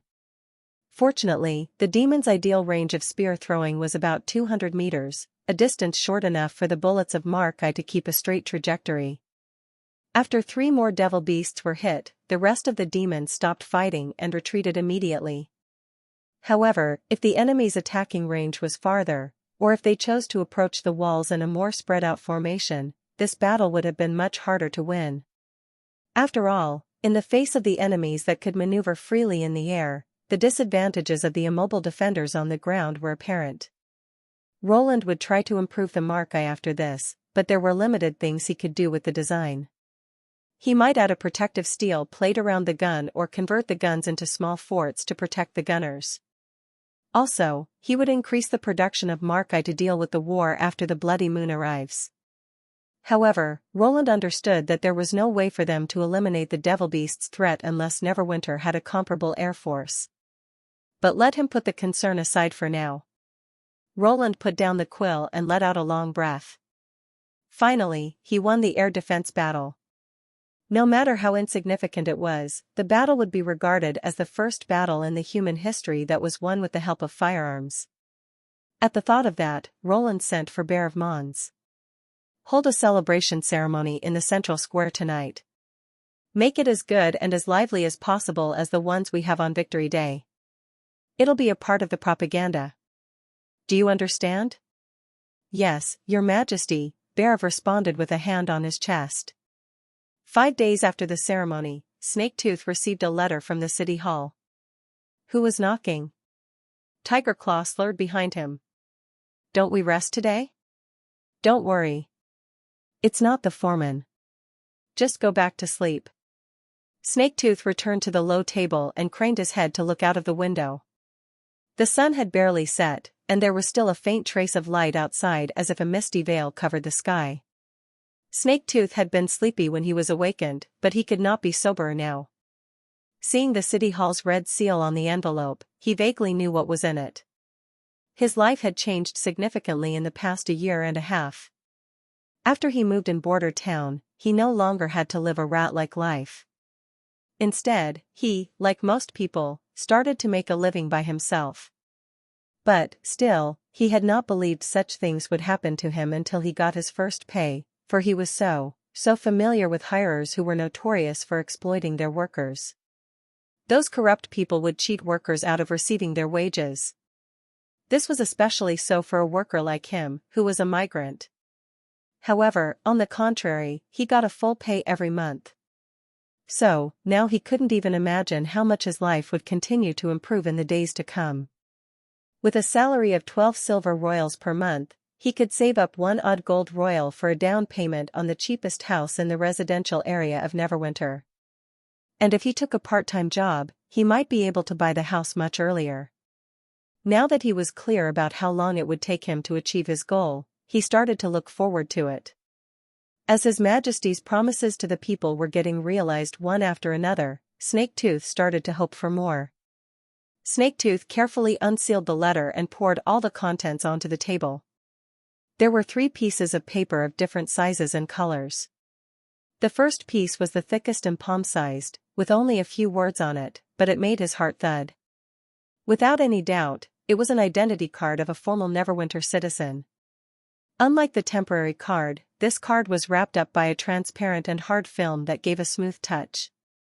On it read not only his name and the day of his birth but also a vivid portrait of him. Finally, he had become a member of this city, and a subject that was acknowledged by the king. Snaketooth tried to compose himself before he looked at the second piece of paper. It was a written notice. There were many paragraphs he could not fully understand, as he was only able to spend limited time on night classes since coming to Neverwinter, but he was able to grasp the general idea of the content. As he had expected, his application for participating the railway construction in the Misty Forest was passed by the City Hall. Chapter 931, Your Name. The scuffling noises woke Tiger Claw up, and he yawned and scooched next to Snaketooth. What's this? A letter? Snaketooth immediately pushed Tiger Claw's face away, afraid that he would drool on the letter. What's wrong? Why don't you get back to sleep? I'm hungry. I want something to eat, Tiger Claw said as he rubbed his belly. Then go boil some water and cook. I want oatmeal, by the way. Okay, Tiger Claw replied and then remembered something. You haven't answered my question. It's my identity card and an offer notice, Snaketooth said impatiently. Oh? Tiger Claw's eyes brightened and leaned in again. He threw one arm round Snaketooth's neck and shook him excitedly. You finally got your ID card. Haha. This is worth celebrating. We need to have something better than oatmeal. Let's go to the market and buy some dried fish and mushrooms. I'm still trying to save money. I can lend you some, Tiger Claw said unconcernedly. You've been waiting for your ID card for so long. How could we just let this moment pass without a nice meal for celebration? Did you forget what you said the day I got my ID card? Snaketooth knew he couldn't reject Tiger Claw's kind intentions. Tiger Claw was a tall and sturdy man. He worked hard and was often much more efficient than other workers, especially when he had enough food. His foreman was aware of this and started to value him more and later even chose him to be the model worker of the 3rd construction team. He earned a higher wage and also got a bonus, so he actually had enough money to pay for the down payment of a house. Any migrants would get their ID cards if they gained permanent abode. The day Tiger Claw got the key to his new house and his ID card, Snaketooth egged him on holding a feast for celebration and even moved his belongings into the new cement house. Okay. I got it. Snaketooth said helplessly. Let's go later. Well, that's settled then. Tiger Claw was satisfied and returned to his bedside and rummaged for something to wear for shopping. By the way, what's in that notification? It's an offer from the railway construction team. Snaketooth drew a deep breath and said, It won't be soon before I go to work in the barbarian land outside Greycastle's borders. What? Tiger Claw's hand stopped abruptly. When did you apply for that? Why didn't you tell me? What if you insist on going with me? This house will then be left unattended. I wouldn't go with you. No. I mean, why would I go to such a dangerous place? Tiger Claw's voice raised. You know what happened recently. There are demons outside the city. The demons' recent attack on the city wall had stirred up major unrest amongst the citizens. At first, the alarm went off again and again, then, there were weird monsters dropping into the city, and then the ceremony held at that night was just mind-boggling to everyone. King Roland announced publicly that they were the enemies humanity will have to face sooner or later. He also stressed that the so-called barbarian land was not deserted at the beginning but instead a place that was once had a nicer name, Fertile Plains. That was where humans used to live. It was not until demonic beasts and demons started to harass them did people begin to retreat to where the 4 kingdoms are now. Some of the people who fled from the Fertile Plains established the church. They lied about the enemies, describing them as being omnipotent, and falsely accused the witches of being related to the demons, out of fear for their magic powers. But the victory Neverwinter had achieved this time proved that even though the demons were cunning and frightening, they were not invincible. To expand the territory and protect Neverwinter from the enemy's attack, the king decided to march on the barbarian land as soon as possible to reclaim the land that had once belonged to humans. The king's declaration during the celebration inspired countless cheers, and as the first army served meat porridge and roasts to the audiences, the atmosphere at the square reached its peak. In the next 5 days, you could hear people discussing about the demons everywhere you went. Snaketooth's colleagues in the construction team were no different. They were the most interested in the topics like demon and demonic beast. Which one is stronger? Should Neverwinter expand to the northwest? Meanwhile, the city hall issued a series of recruitment announcements, one of which was the job of building the railway in the misty forest. Snaketooth barely cared about the answers to these questions, yet he felt what His Majesty had said somehow enlightened his mind. Suddenly his mind became clear. He had never thought about where he had come from and where he would go. Now he finally understood that all of them had migrated from the barbarian land. The world was much larger than the Four Kingdoms, and its boundaries stretched far beyond the fertile plains, which by itself was several times larger than Grey Castle. Also, he was tempted by the good pay. Tiger Claw turned around and grabbed Snaketooth by his arm, and said, "You were always the insightful one, so I think you should understand this clearer than me. The demons are not as easy to deal with as everyone thinks they are. How could the demons drive humanity to the brink of extinction if they were weak? His Majesty said there used to be hundreds of cities and millions of people living on the fertile plains. Of course I know that. That's why I have made up my mind." Snaketooth remained unmoved. "The pay is 35 silver royals per month, and they will even pay me the first 6 months' salary before I start work. Furthermore, I'll be eligible to buy a suite of 2 rooms. Chances like these are hard to come by." A suite of 2 rooms, Tiger Claw twisted his mouth. "You are really obsessed with that, aren't you?" "Of course." Snaketooth made a fist. "It's got a hot water supply system, and the kitchen and bathroom are separated. That's what a house should be like." Although he did not get paid as much as Tiger Claw, he had saved up about 1 gold royal by now. Ever since he had seen their foreman's home, he had decided to buy a suite of 2 rooms of his own in the residential area in the inner city. But because down payment would cost him 3 gold royals, which was much higher than normal houses, he hadn't been able to do so. Most importantly, although Snaketooth did not tell others, 2 bedrooms would be more comfortable for the both of them, unlike the single room where they had to share a small bed. Seeing that Tiger Claw was still trying to discourage him from taking on the job, Snaketooth shook his head to stop him and said, "I know this is a little risky, but when we were rats, we took risks almost every day. The only difference was that most of the risks we took at that time ended up being in vain, while now we could at least ensure that our effort will pay off. You all think I have a quick wit, but that's scarcely useful in Neverwinter. If we wanted to have a safe and settled life, why did we move to a foreign city to begin with? You know that I can never win an argument with you." Tiger Claw raised his hands in surrender. "I have no objection as long as you have thought things through. Don't worry. I'm not so reckless as to care only about profit." Snaketooth said as he spread his palm. "The First Army will be responsible for the security, and it's said that some witches will set out with the construction team. Even if we were to run into demons, they wouldn't make us fight the enemies with our poles and shovels. Relatively, it's a safe job." "I hope that's true," Tiger Claw muttered. "I'm going wash up. My stomach is growling. Now that you got a job with a better pay, I will make the most out of this meal." Snaketooth rolled his eyes at that. As Tiger Claw was washing, Snaketooth unfolded the 3rd piece of paper and he was a little shocked by the content. It was a transfer contract.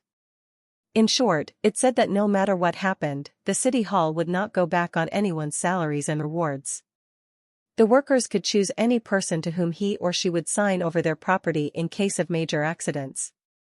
That person would receive the notification from the city hall as soon as the transfer contract is valid. Snaketooth closed his eyes, some figures flashing through his mind: Joe, Sunflower, Tiger Claw. At last, the frame froze at a skinny, fair-skinned girl. Snaketooth picked up the charcoal and wrote the name carefully in the blank space provided in the contract. Paper. Chapter 932, Someone Impossible to Meet. Horford Quinn stood in front of the French window with a filled wine glass in hand and stared at the city covered by the night sky. This was the center of the Kingdom of Dawn, also known as the City That Never Sleeps. The light started from the rising sun avenue and extended to both sides like a lush tree of light. At the top of the tree was the most famous market of the kingdom, where countless rare products were sold. For the merchants, the night was when their day started. To maintain the glittering glory of the city, the daily consumption of candles, firewood, and kerosene in the king's city was astonishing.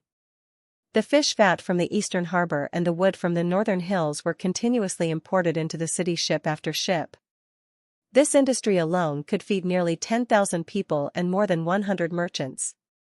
And this was only a small part of the commercial trade of the city. Normally, Horford's greatest pleasure was to enjoy the glow of the night city. Under the joint governance of John Moore's royalties and the three families, the city changed from a wasteland into today's famous bustling place. This was also due to the continual efforts of their ancestors. But today, he felt tired seeing all of this. The night scene of the City of Glow looked the same as before. It remained captivating and touching. Yet just outside the range of its glow, was a dark undercurrent could no longer be ignored. Even while faced with such a brightly lit domain, he still felt a great deal of anxiety. Maybe he was getting old. Horford sipped his wine, but the bitterness in his mouth overpowered the wine's sweetness. "Father." The study door was pushed open, and a young man came in. "Baron Alphonse from Northwind City would like to meet you." "No," replied Horford, without turning his head. "Just say that I'm sick." But, he hesitated for a moment, then waved his hand at the old butler. The old butler immediately nodded, then turned and walked out of the study. Seeing that only two of them were left in the room, Hans started to voice out his worries. "Father, this is the 12th noble that you have rejected. Even I know that there's a problem in the palace. These foreign nobles' intention for entering the city was very obvious. If you refuse to see them, I'm afraid they will mistakenly think that." "Mistakenly think what?" "Mistakenly think that," he bit his lip and said, "that you're still on the side of His Majesty Appin Moya." Earl Quinn turned around and frowned at the heir to the Quinn family. "Do you think it's a mistake that the three families are on the side of the King of Dawn?" "But now His Majesty no longer needs us," said Han, as he mustered up his courage. "Since our army suffered a huge loss in Hermes, he no longer asks for your consultation. You're the Prime Minister, and you can't even enter the royal palace. And now even the patrol team has been replaced by mercenaries. Just look at the kind of people who are summoned into the palace these days. There are only clowns, dancers, and geishas." The Earl did not answer but just stared silently at his glass of wine. Han was only 18 years old, but even he could see what the arrival of the nobility from all over the country to the king's city meant. The other local nobles must have also already sensed the changes in the castle.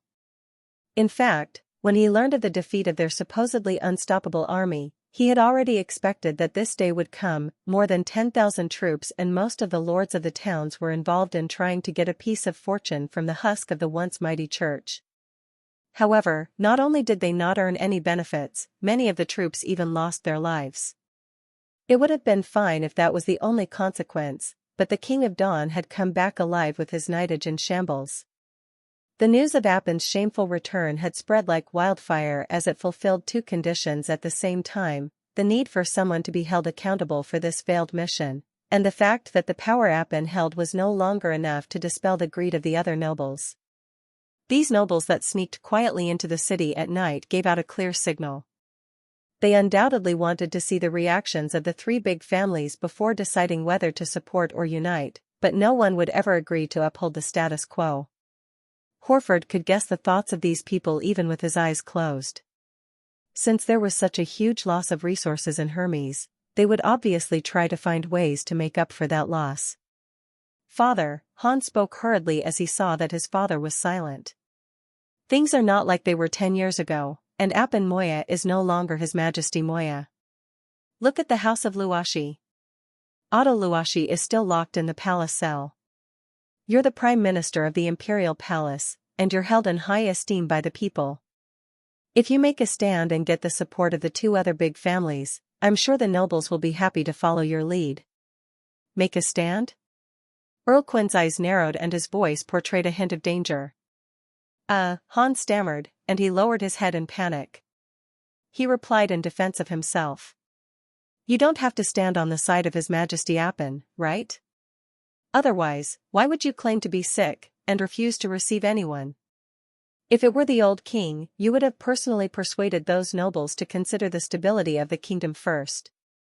Horford sighed and realized that his son was still too young. And if you're right, do you think that Appin Moya wouldn't have seen that coming? What? Han was stunned for a second. I bet there are eyes watching us just outside of our mansion. They're spying on who I've met and where I've gone recently, and Appin is kept well informed of this. The Earl returned to his desk and sat down. Imagine what would have happened to me had I just went ahead and met those nobles. Don't forget that even if he lost his entire knightage, the control over the kingdom still wouldn't be that much weakened. From the day Appin ascended the throne, he had already begun to change the guards and the castle guards to his people. Rebel right under his very nose? Do you think that those noble lords will come to rescue me when he puts the noose around my neck? He slammed the table. And now do you understand why the Luashi family and the Tokat family hadn't come to find me, but only the foreign nobles? Horn gasped, then why don't you go back to the domain first? At least your knights and mercenaries are there, together with the recruited serfs, so even if he wants to plan anything against you. The Earl shook his head and said, the Quinn family has already settled down here for far too long. Our connections, distant relatives, productions, power. Even if I could slip out of the city alone, I wouldn't be able to bring everything out. Our people will suffer greatly at the hand of the king if they so much as make any suspicious moves, so I can't make such a rash move. In fact, my stay in the city of Glow is a guarantee in and of itself. Feigning illness was already the most that I could show. Other than that, there really isn't much that I can do. Being closely tied to the workings of the king's city used to be a source of pride for their family, yet it has now become the Quinn's fatal weakness. This was certainly a kind of irony. Really, but I don't think so. Just then, a strange voice came from outside. Horford's face changed drastically, as the speaker was obviously not a servant or guard of the household, as intruding upon them like that was a serious offense. How did this person get through the guards? Why didn't anyone respond when the person spoke? Who's that? Horn was equally shocked. He turned around in panic and looked for a weapon, but could only get his hands on a candlestick. It's me. The door opened, and a blonde-haired girl appeared before Horford Quinn. The strange girl for some reason looked familiar to him. Do you remember me? My lord. Chapter 933, The King's Orders. Earl Quinn froze, and he did not even realize that he had dropped the wine glass he had been holding. The moment he saw her, he couldn't help but think of the name of two people. One of the two had stayed by him for more than half of his life, but because she had lost someone she loved, she fell into a depression that eventually led to the end of her life. The other person was the love that was lost, and she was also someone he was supposed never to meet again. Nearly 10 years had passed, and even though she was now much taller and more beautiful, Earl Quinn could still recognize her. But the two had such a striking resemblance that he almost blurted out the wrong name. Father, do you know her? Han's words made him regain his senses. Horford stood up slowly and asked calmly, Are you Andrea? What?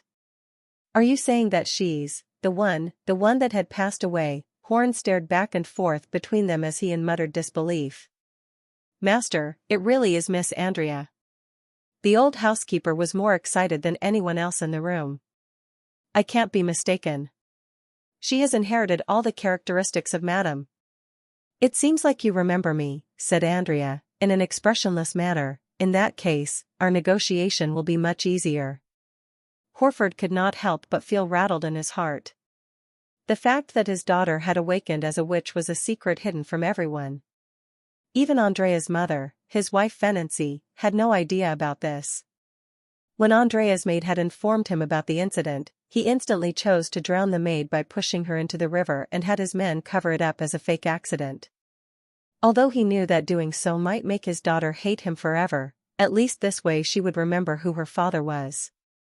But upon meeting again, the decision he made all those years ago had turned into a sharp thorn in his heart.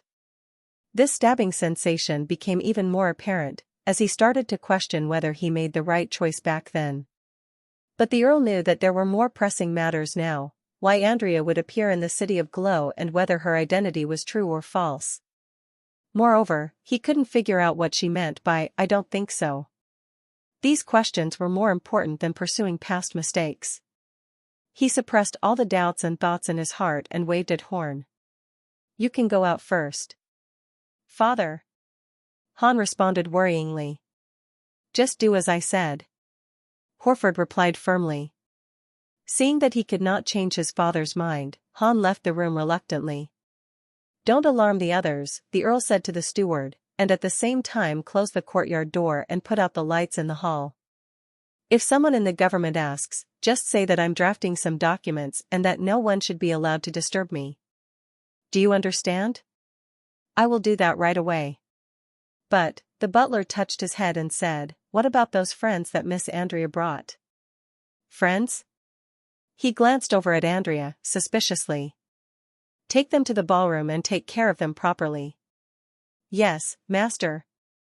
As the door shut with a squeak, the study suddenly plunged into silence. The pair stared at each other for a long time, until the Earl could not resist any more and broke the silence first. "Although you and my daughter are a bit alike, I can't confirm so rashly that you're Andrea.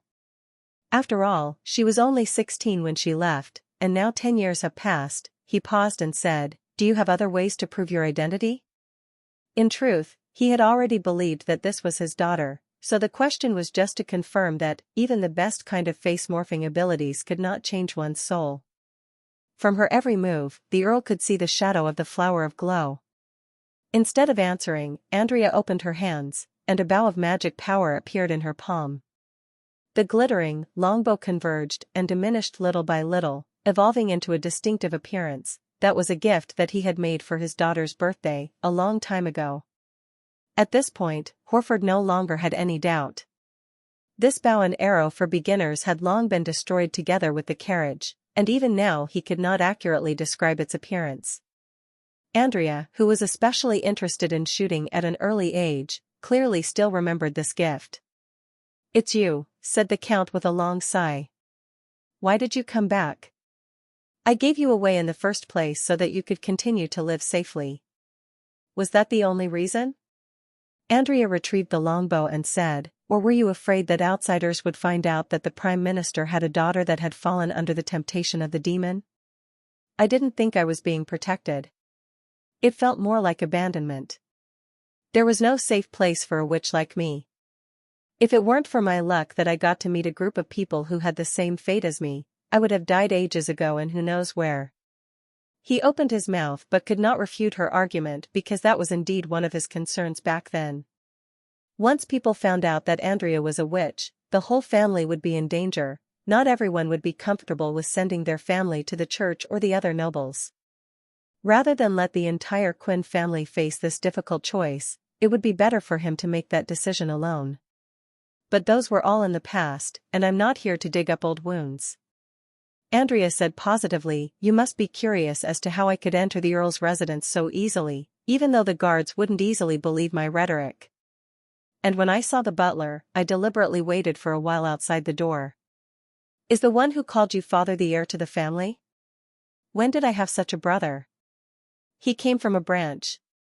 Your mother died a year after you left, and the Quinn family needed a successor," Horford whispered. "If that incident did not happen 10 years ago, this position would have belonged to the eldest daughter." After hearing this news, Andrea was stunned at first, then her eyes started to turn dim. After a moment's silence, she spoke, "In any case, the family leader of the Quinn can't be changed at the moment, and His Majesty would like you to go one step further and not back down now. In the current situation, other than Earl Quinn of the 3 big families, he won't recognize any other agent." "What does that mean?" Horford was a bit confused about the meaning of her words. "The Majesty you referred to is..." "Who else but the King of Greycastle, His Majesty Roland Wimbledon. I've come here this time under his orders." Andrea took a deep breath and spelled out her next words one by one. "My lord, how do you feel about being the new King of Dawn?" Chapter 934, Rise of the Glowing City. "What are you saying?" Even Earl Quinn, who had been through countless storms in his life, was left completely dumbfounded by Andrea's sentence. But what he was surprised of was not her mention of a new king of Dawn, but that she was under orders of His Majesty Roland Wimbledon. These words carried a whole different meaning when said by different people. Han had essentially suggested the same thing earlier, but the Earl knew very well that the Quinn family alone had no way to rid Dawn of its current royalty. What Han meant by taking a stand was just an unrealistic fantasy. However, now that the one speaking had the support of the King of Grey Castle, those words carried more power. Just as you have thought. Probably due to the news of her mother's death, Andrea's tone was no longer as sharp. His Majesty Roland doesn't want to have Apen Moya stay on the throne, but nor does he wish for a destabilized kingdom. It's, therefore, necessary to support a new king with the backing of the populace to successfully control the situation as soon as possible. After confirming that he didn't mishear her first sentence, the Earl muttered, "But why me? His Majesty doesn't have many people that he can trust in the Kingdom of Dawn, so he chose me at first. But I refused. Just because of this? Because the daughter refused, so the throne was thrown to her father. This kind of behavior was like that of a child's." But strangely, Horford did not think that this was a joke. Although Apen had completely banned people from talking about the defeat at Hermes, it was impossible to block the flow of all the information related to the battle because too many nobles had been involved with it. Horford knew very well that the enemy he encountered was not the church, it was Grey Castle that took over the holy city. The 10,000-strong army was defeated in an instant, and many of those who had survived could not even describe what happened during the battle. They only saw flames continually falling from the heavens amidst the chaos. The thunder-like flashes of fire smashed into their ranks, reducing both common serfs and armored knights into piles of ashes. If the news was anywhere near accurate, this meant that Grey Castle's power had far exceeded the expectations of the nobles. With such great discrepancy in military might, it would not be unreasonable for Grey Castle to appoint new kings for neighboring countries anyhow they liked. The only question left was why the king did not come himself. If the nobles in the Kingdom of Dawn were willing to group their forces under a single banner and start a rebellion together, the Earl would have definitely chosen this option. Andrea seemed to have anticipated that he would try to raise this question. Simply said, right now, His Majesty Roland has more important enemies to deal with, so he does not have the time nor resources to try to integrate the Kingdom of Dawn into Grey Castle in the next 3 or 4 years. After all, even though destroying the current ruling royalty was simple, restabilizing the country afterward would be a lengthy process. More important, enemies? Yes, the demons. Andrea said slowly. Otto Passy should have already mentioned that all the church's actions were due to the news of the Battle of Doomsday. That was just a small part of the mystery. The name of this war was called the Battle for Divine Will and has lasted for nearly 1,000 years. After listening to his daughter's story, Earl Horford felt the cold sweat run down his back. The 4 kingdoms, including the Kingdom of Dawn, was merely a corner of a continent?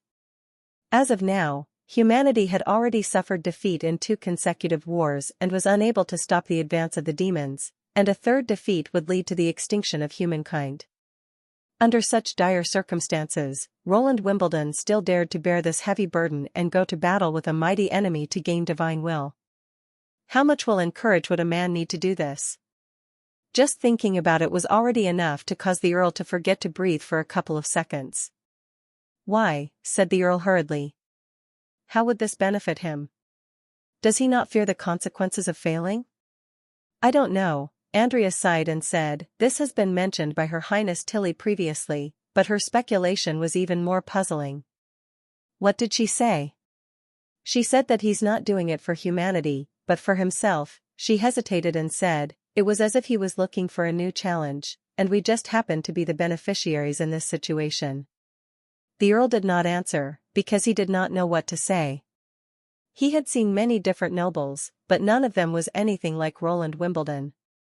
Eventually, he put this question aside and returned to the main topic. "What does he require of me?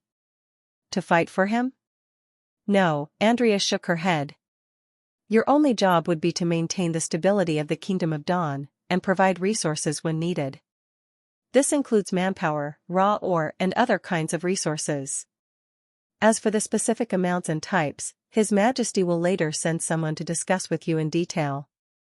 Horford was relieved to hear that there was a price to pay for Greycastle's support. If Roland wanted to support the Quinn family without asking for anything in return, he would certainly be suspicious of any conspiracies behind it. Of course, even if there was a conspiracy, with the current situation in Dawn, he could only bite the bullet and agree. Feigning illness was only a delaying tactic to reach a balance between Appin and the other nobles.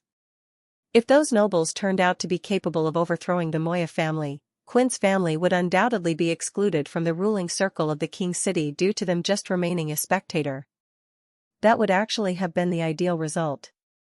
If anyone wanted to overthrow the three big families, it would not be at all difficult to spread rumors about them still owning allegiances to the royal family. This was a rare opportunity. Not to mention the involvement of Andrea. She might hate me, but she would never cause her family any harm. As soon as he thought of this, Earl Horford immediately made a decision. Please inform His Majesty Wimbledon that I'm willing to serve the King of Greycastle.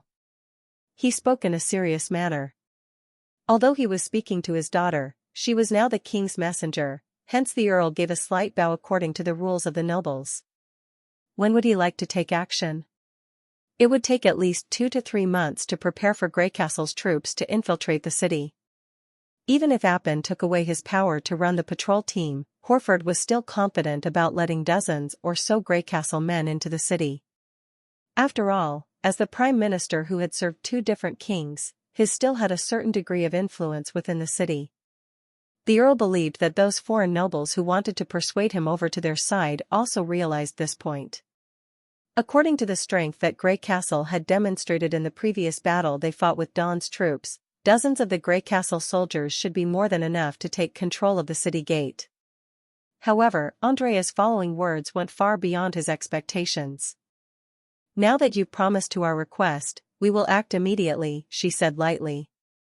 His Majesty Roland had emphasized that he did not want a political assassination, but rather a complete defeat of Appin Moya in front of the public. Not only does everyone need to witness the end of the Moya family, the greedy nobles who had selfish intentions would also have to be convinced that any resistance is futile. What? He did not believe what he had heard. But how? Do you know how I got here? Andrea laid out her hands and said, I came in from the main entrance.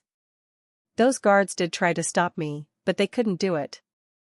Horford immediately realized that the friends she brought were the key. Barging into the Earl's residence at the King City was not an impossible feat, as this was not his home territory.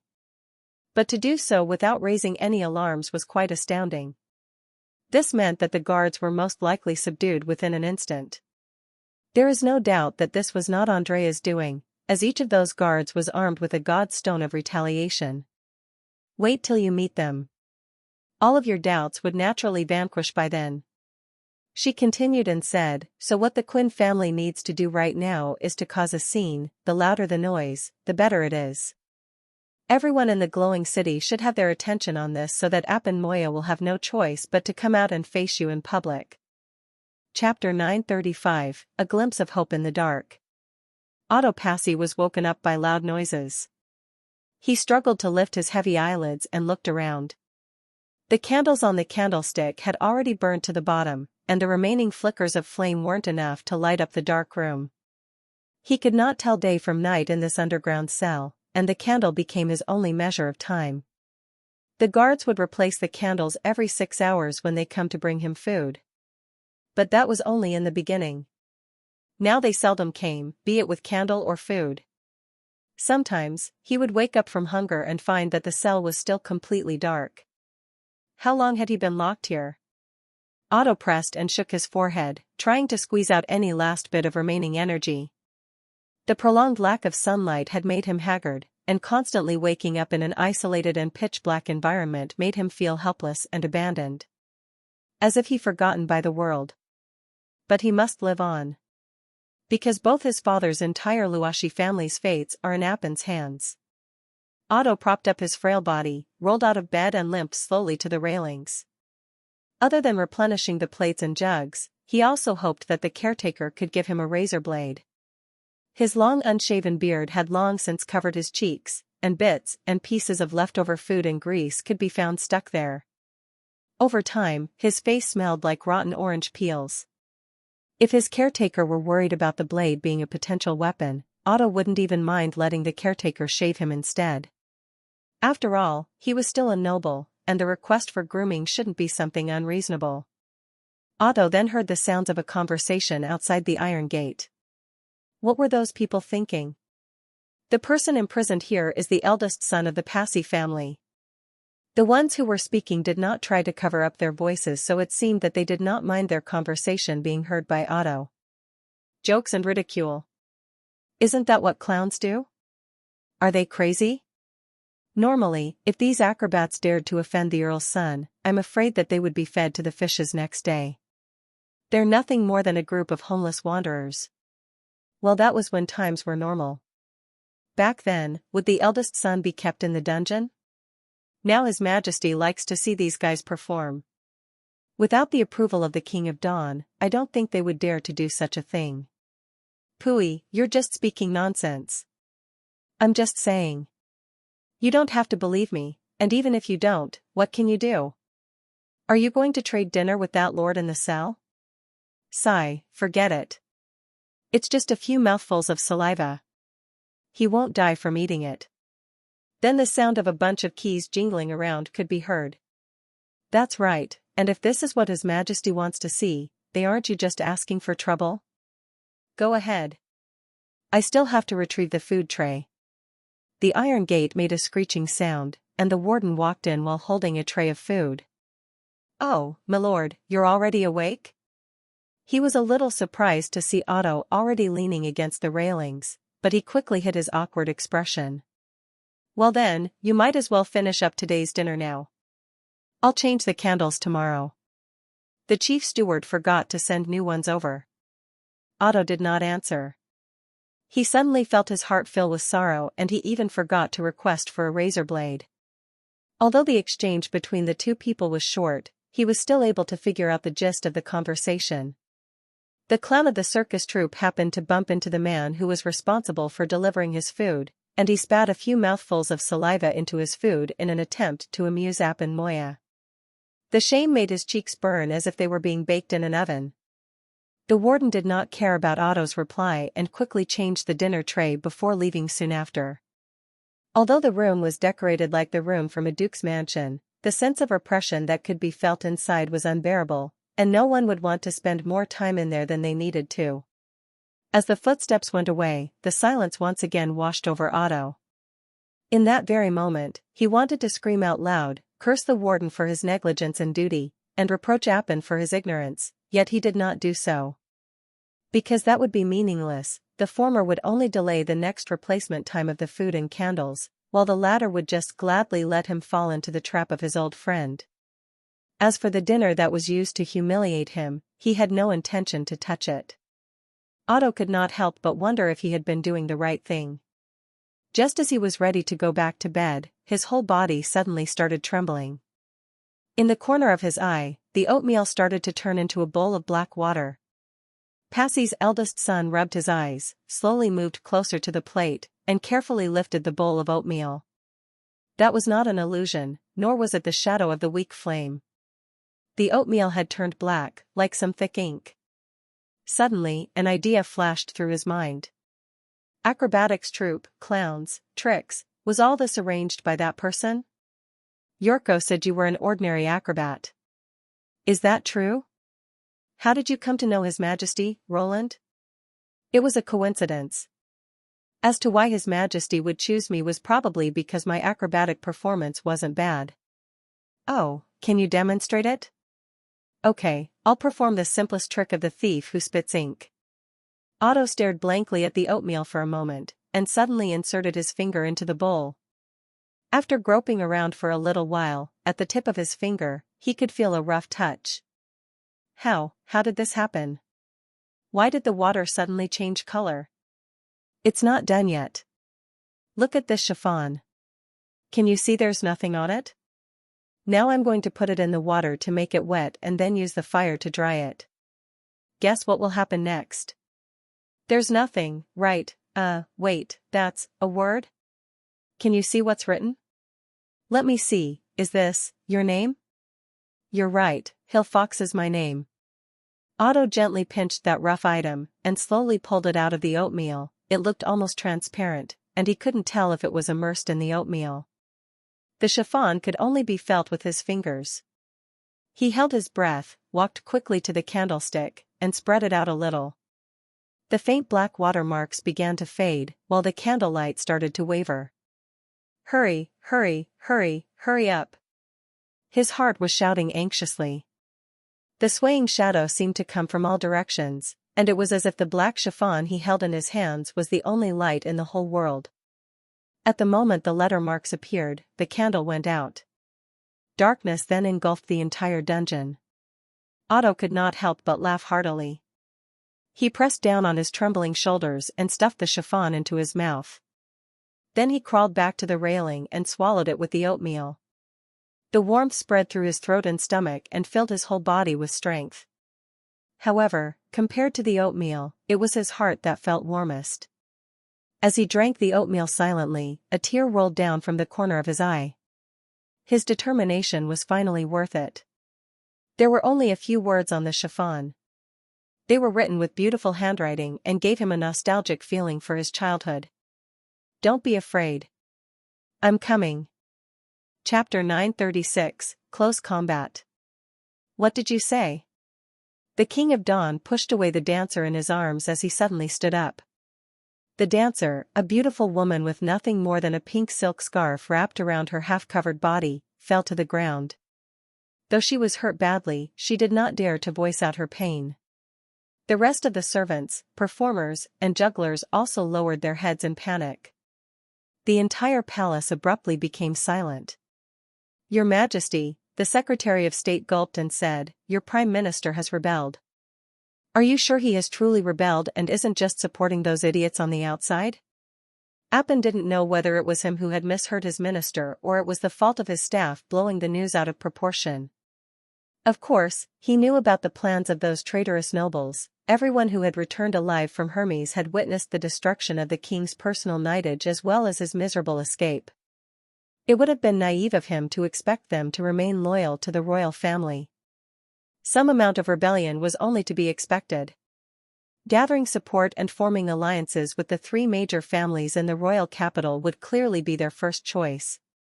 Appin had long been wary about this, but he believed that, going by the characters of the three old veterans, they would most likely play by the rules and lie low behind closed doors. After all, the king's city was still in his hands, and any act of defiance was tantamount to suicide. He did not expect that the first to cause a problem would be the Quinn family. The collision with the smaller lords had already violated Appin's bottom line. Perhaps the old earl just wanted to leave a way out for himself or make a stand. But no matter what the reason was, punishment was absolutely inevitable for such an impertinent act. For example, Otto Luashi, Appin had already shown mercy by not killing his childhood friend on the spot. But, what does rebelling mean? Earl Quinn is still in the city of Glow, and he has neither subjects nor soldiers here. Does he want to rebel with just his dozen or so guards alone? That would be ridiculous. How would he be able to rebel? The Earl did contact the other nobles, but not in secret. He issued an invitation. The minister wiped the sweat from his forehead and said, and he publicly invited all the nobles to his mansion to persuade them to support the Quinn family. Appin was stunned and almost unable to understand the news he had heard. This move could indeed be perceived as a rebellion, but the way he did it was incredible. Instead of asking for help from the nobles, he's asking them to support the Quinn family. Does Horford really know what he's doing? He had already become a dangerous vessel that could sink any time. How could he still think about getting the support of the nobility? This act was undoubtedly going to turn both sides into bitter enemies, and there was no way Moya could ever tolerate such a grave act of provocation. The sheer stupidity of the situation would only make those nobles look down on him. But still, was the Prime Minister such an arrogant person in the past? Appin brooded silently for a long time before finally saying, "Pass my orders down." Commander Duke Batchev is to lead the patrol team to the Earl's residence, arrest Horford Quinn, and bring him in front of me. Everyone else in his residence is to be temporarily locked up in custody. If anyone opposes him, he may kill them on the spot. I would like to see how the Earl is going to explain this. Yes, Your Majesty. After this news, he was no longer in the mood for seeking pleasure. He dismissed everyone in the hall and sat paralyzed on the throne. He didn't really want to drown himself in pleasure, but once the surroundings became quiet his ears would echo once again with the roar of the sky thunder. The war that ended more than a month ago had left a deep impression on him that he could never forget. No, it was not a war, but a one-sided massacre. His troops had no strength to fight back. Whether it was the knights or the serfs, it made no difference when they were faced with the attack from Grey Castle. After he got back to the king's city, Appin found that he no longer had the courage to confront Roland. The failure on the battlefield caused him even more heartache than the death of his father.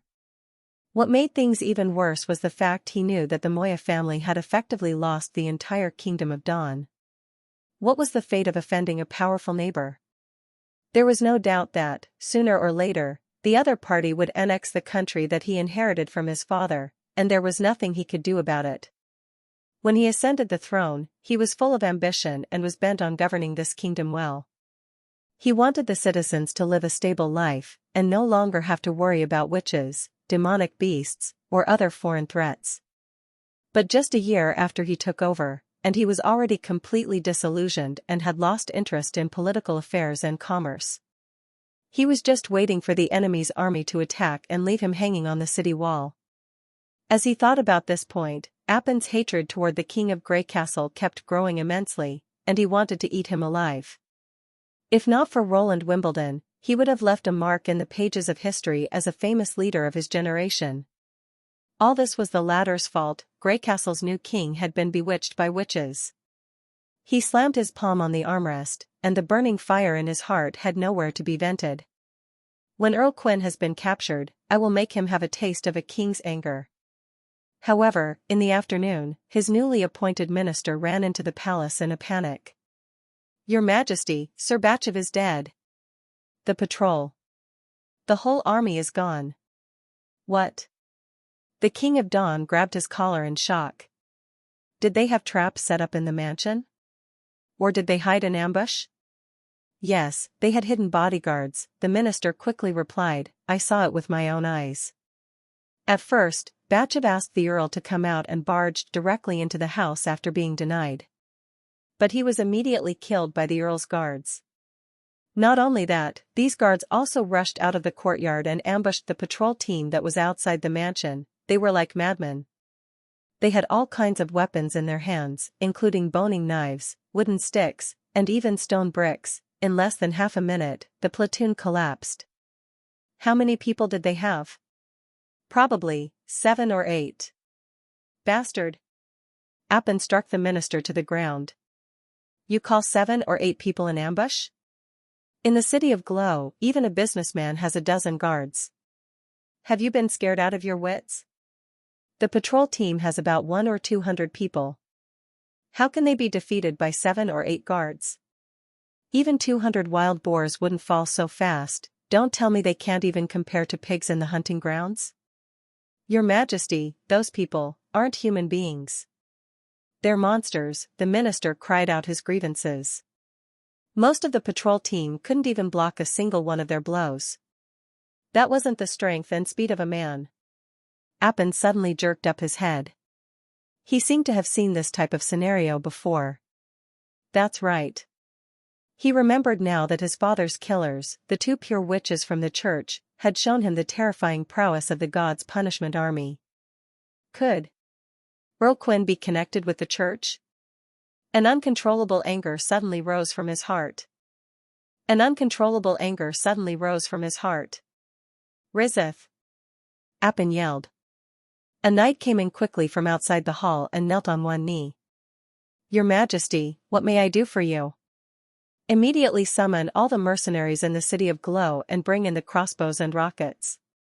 I want you to burn Earl Quinn's residence to the ground. He yelled, I want them all to be burnt to ashes regardless of whether they are human beings or monsters.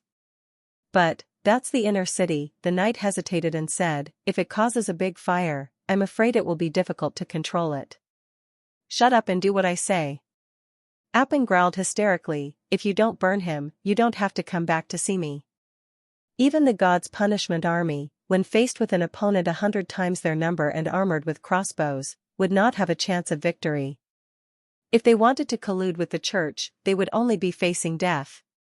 The next day, the King of Dawn once again received news from the watchdogs that the entire mercenary group that had been prepared the night before had failed to even reach the Earl's residence. While passing through the Rising Sun Avenue, the mercenary team was attacked by an acrobatics troupe. He had to make sure he hadn't misheard the minister's report. An acrobatics troupe performing on the street suddenly attacked the mercenaries in the middle of their performance. The mercenaries caught off guard and suffered heavy losses. It seemed those actors fought the same way as Earl Quin's guards. But this time, the weapons in their hands were no longer random debris, they were wielding the daggers, iron hammers, and wooden shields that had belonged to the former patrol team. Chapter 937, A Stinger. In the next few days, the situation had changed so rapidly that it was beyond everyone's expectations. People in the King's City had never thought that they would witness such a scene. The Quin family, who had served the royal family of Moya for hundreds of years, publicly opposed Appin Moya. This was not a secret conspiracy, nor a conflict of interest between noble families which civilians simply could not understand. Everything was on the table. The Prime Minister of the City of Glow stood in front of everyone and publicly declared his ideals and purpose, which was overthrowing the rule of the incompetent tyrant, and promising a bright future for the Kingdom of Dawn. In his speech, the Earl exemplified the signs of the decline of the city and the tyranny of the new king for more than a year, and he used precise evidence to describe the inevitable fall of the Kingdom of Dawn.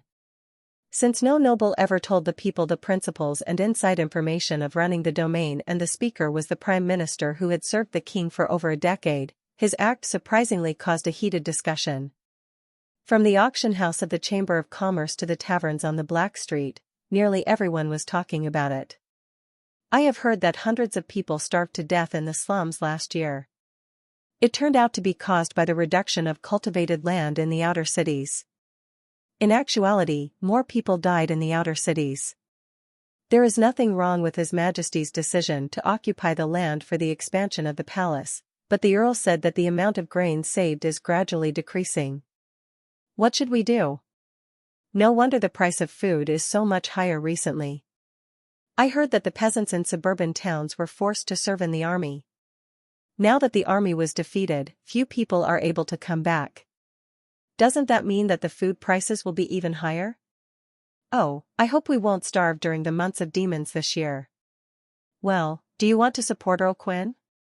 He has promised, if his promises hold, that there will be no need to worry about the food in the City of Glow and everyone will be able to get enough food in the future. Hey, I didn't say that. The speech of the Prime Minister quickly spread throughout the City of Glow through these discussions. Quite a large portion of the people were doubtful about the contents of the propaganda, and it was the conflict itself that drew their close attention to this issue. How often could they witness the conflicts between the great nobles and the royal family of Moya? For the general public, they usually only heard, from the tavern, the exaggerated and modified rumors or boast of the nobles. These days it was simply too exciting for them. This was not a show of drama, but a real treason. King Appin did not remain indifferent. He had ordered several groups of men to stop Earl Quin, all of which ended in failure. Earl Quin possessed advantages beyond imagination, and an incredibly powerful guard team became his solid shield, which not only defeated the king's team in spite of a numbers disadvantage, and expanded from a dozen to 40 or 50 members. What was more exciting was that the Earl explained his plan directly. He would move the frontier line 200 meters toward the castle district every day until the King of Dawn gave up his throne or was forcibly removed off the throne. In other words, the confrontation would come to an end in 5 days or so. Bang! Bang! Appin threw everything from the desk onto the carpet.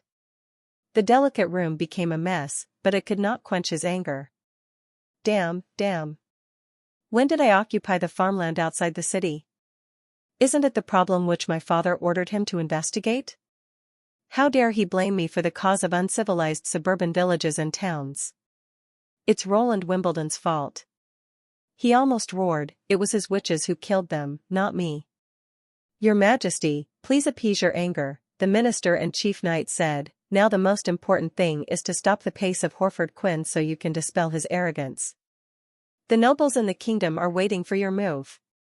I should have thrown them all into jail at the very beginning, Appin thought in anger and then asked, how many people do we have now? There are still 1,500 knights, lifeguards, and mercenaries in the palace. And if we use the maids and servants, then we have an additional 2,000 hands. The chief knight replied, outside the castle district, the stone wall can block the enemy. Though it's not as thick as the city walls, they can stand on it and easily kill the enemy even without much training. Originally, he intended not to show his hand until he dealt with other lords, especially since the palace lifeguards were nearly as strong as the knights and were equipped to teeth. He had begun to cultivate them before his father passed away, but now he had to use them in the defense of the palace. Bring the boxes in the vault and tell the servants that they can get a reward of 100 gold royals as long as they kill a monster. Appin said, gnashing his teeth, if they can stop the treason, I'll give them titles and domains.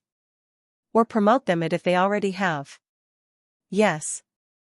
The gods' punishment warriors of the church were not impervious to blades and spears, which he had confirmed from the pure witches. Even though the monsters were powerful, it was impossible for them to remove the entire stone wall by hand. As for the fact that the monsters were increasing in number, it must be a trick played by Earl Quinn.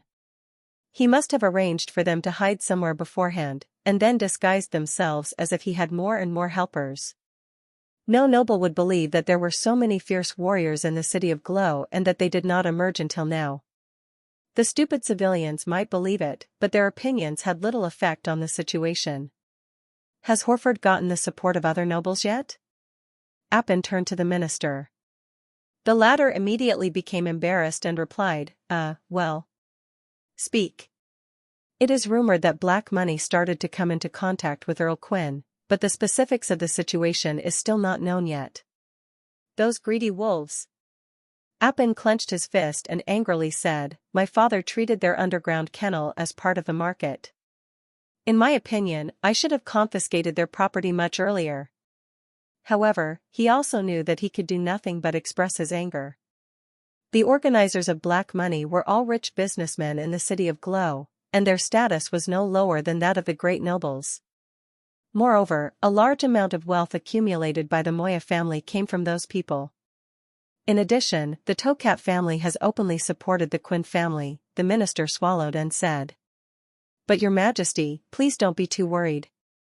I heard that the Luashi family had rejected Horford Quinn's invitation several times. These were the three families which my father was so proud of. Appin sneered silently and thought, now two of them have become traitors, even faster than those minor nobles who are sitting on the fence.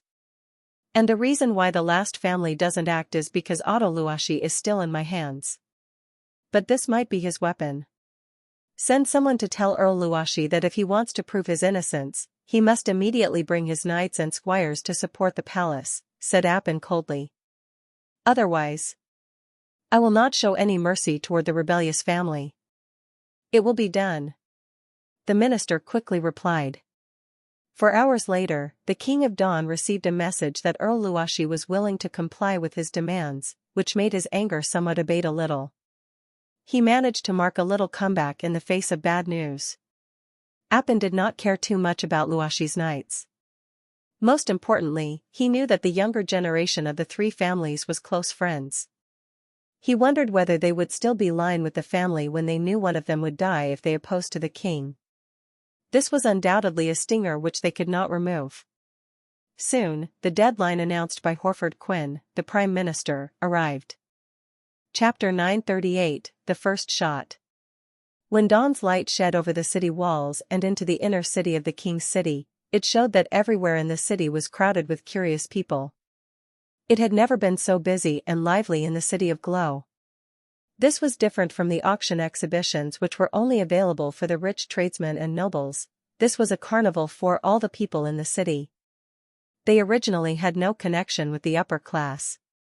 Even the knights, the lowest level of nobles, were superior in their eyes. However, they now had an opportunity to witness the changing of power at the highest levels. Especially when they followed Earl Quinn's team to move forward, they even had the illusion that they were also making the change. Now, few people mentioned the word treason. Instead, it was replaced by fighting for the throne. This battle would give a clear answer to who would be the ruler of the Kingdom of Dawn. "It seems that in everyone's eyes, your reputation is extraordinary," said Hill Fox, who was riding a horse side by side with Earl Quinn. "I thought the public opinion won't change until you occupied the castle district." "That's probably because I have reorganized the patrol team and dealt with the domestic affairs of the country for half of my life," the old earl said with a sigh. "Is this also what you gathered when you ran the circus?" Although Hill Fox was just a civilian without any title and the status of an acrobatics troupe performer was even inferior to a freeman, Horford did not dare to despise him. According to what Andrea said, Hill was the real representative of the King of Grey Castle, and he had a higher position than Yorko the ambassador. After Yorko retreated, Hill did not leave. Instead, he began to run several acrobatics troupes. This way, he hid his identity and scattered eyes and ears to every corner of the city. In the face of such a skilled man who was deeply trusted by Roland, he had to show his respect even though he was an earl. In addition, he also needed his help at the moment. "The wishes of the civilians are very important, my lord." Hill nodded. "In the eyes of the great nobles, they may only be humble grains of sand or tax-offering lambs, but sometimes the sand will bury people and lambs can ruin the herdsman. If this occurs in Neverwinter, I think the result probably will be completely different." "What will happen in your opinion?" Earl Tokat, who was riding on the other side of the Prime Minister, curiously asked. "As long as there is such a sign, the people will already report the revolters to the City Hall before His Majesty does anything," Hill replied with a smile. Hill. "Sir," Oro Tokat, Otto Luashi's good friend, coughed and pointed to the team following them. "Did you summon the rats following behind us?" "I happen to have some connection with their chief," Hill frankly said, "so what do you think of it? This gathers much more momentum for us."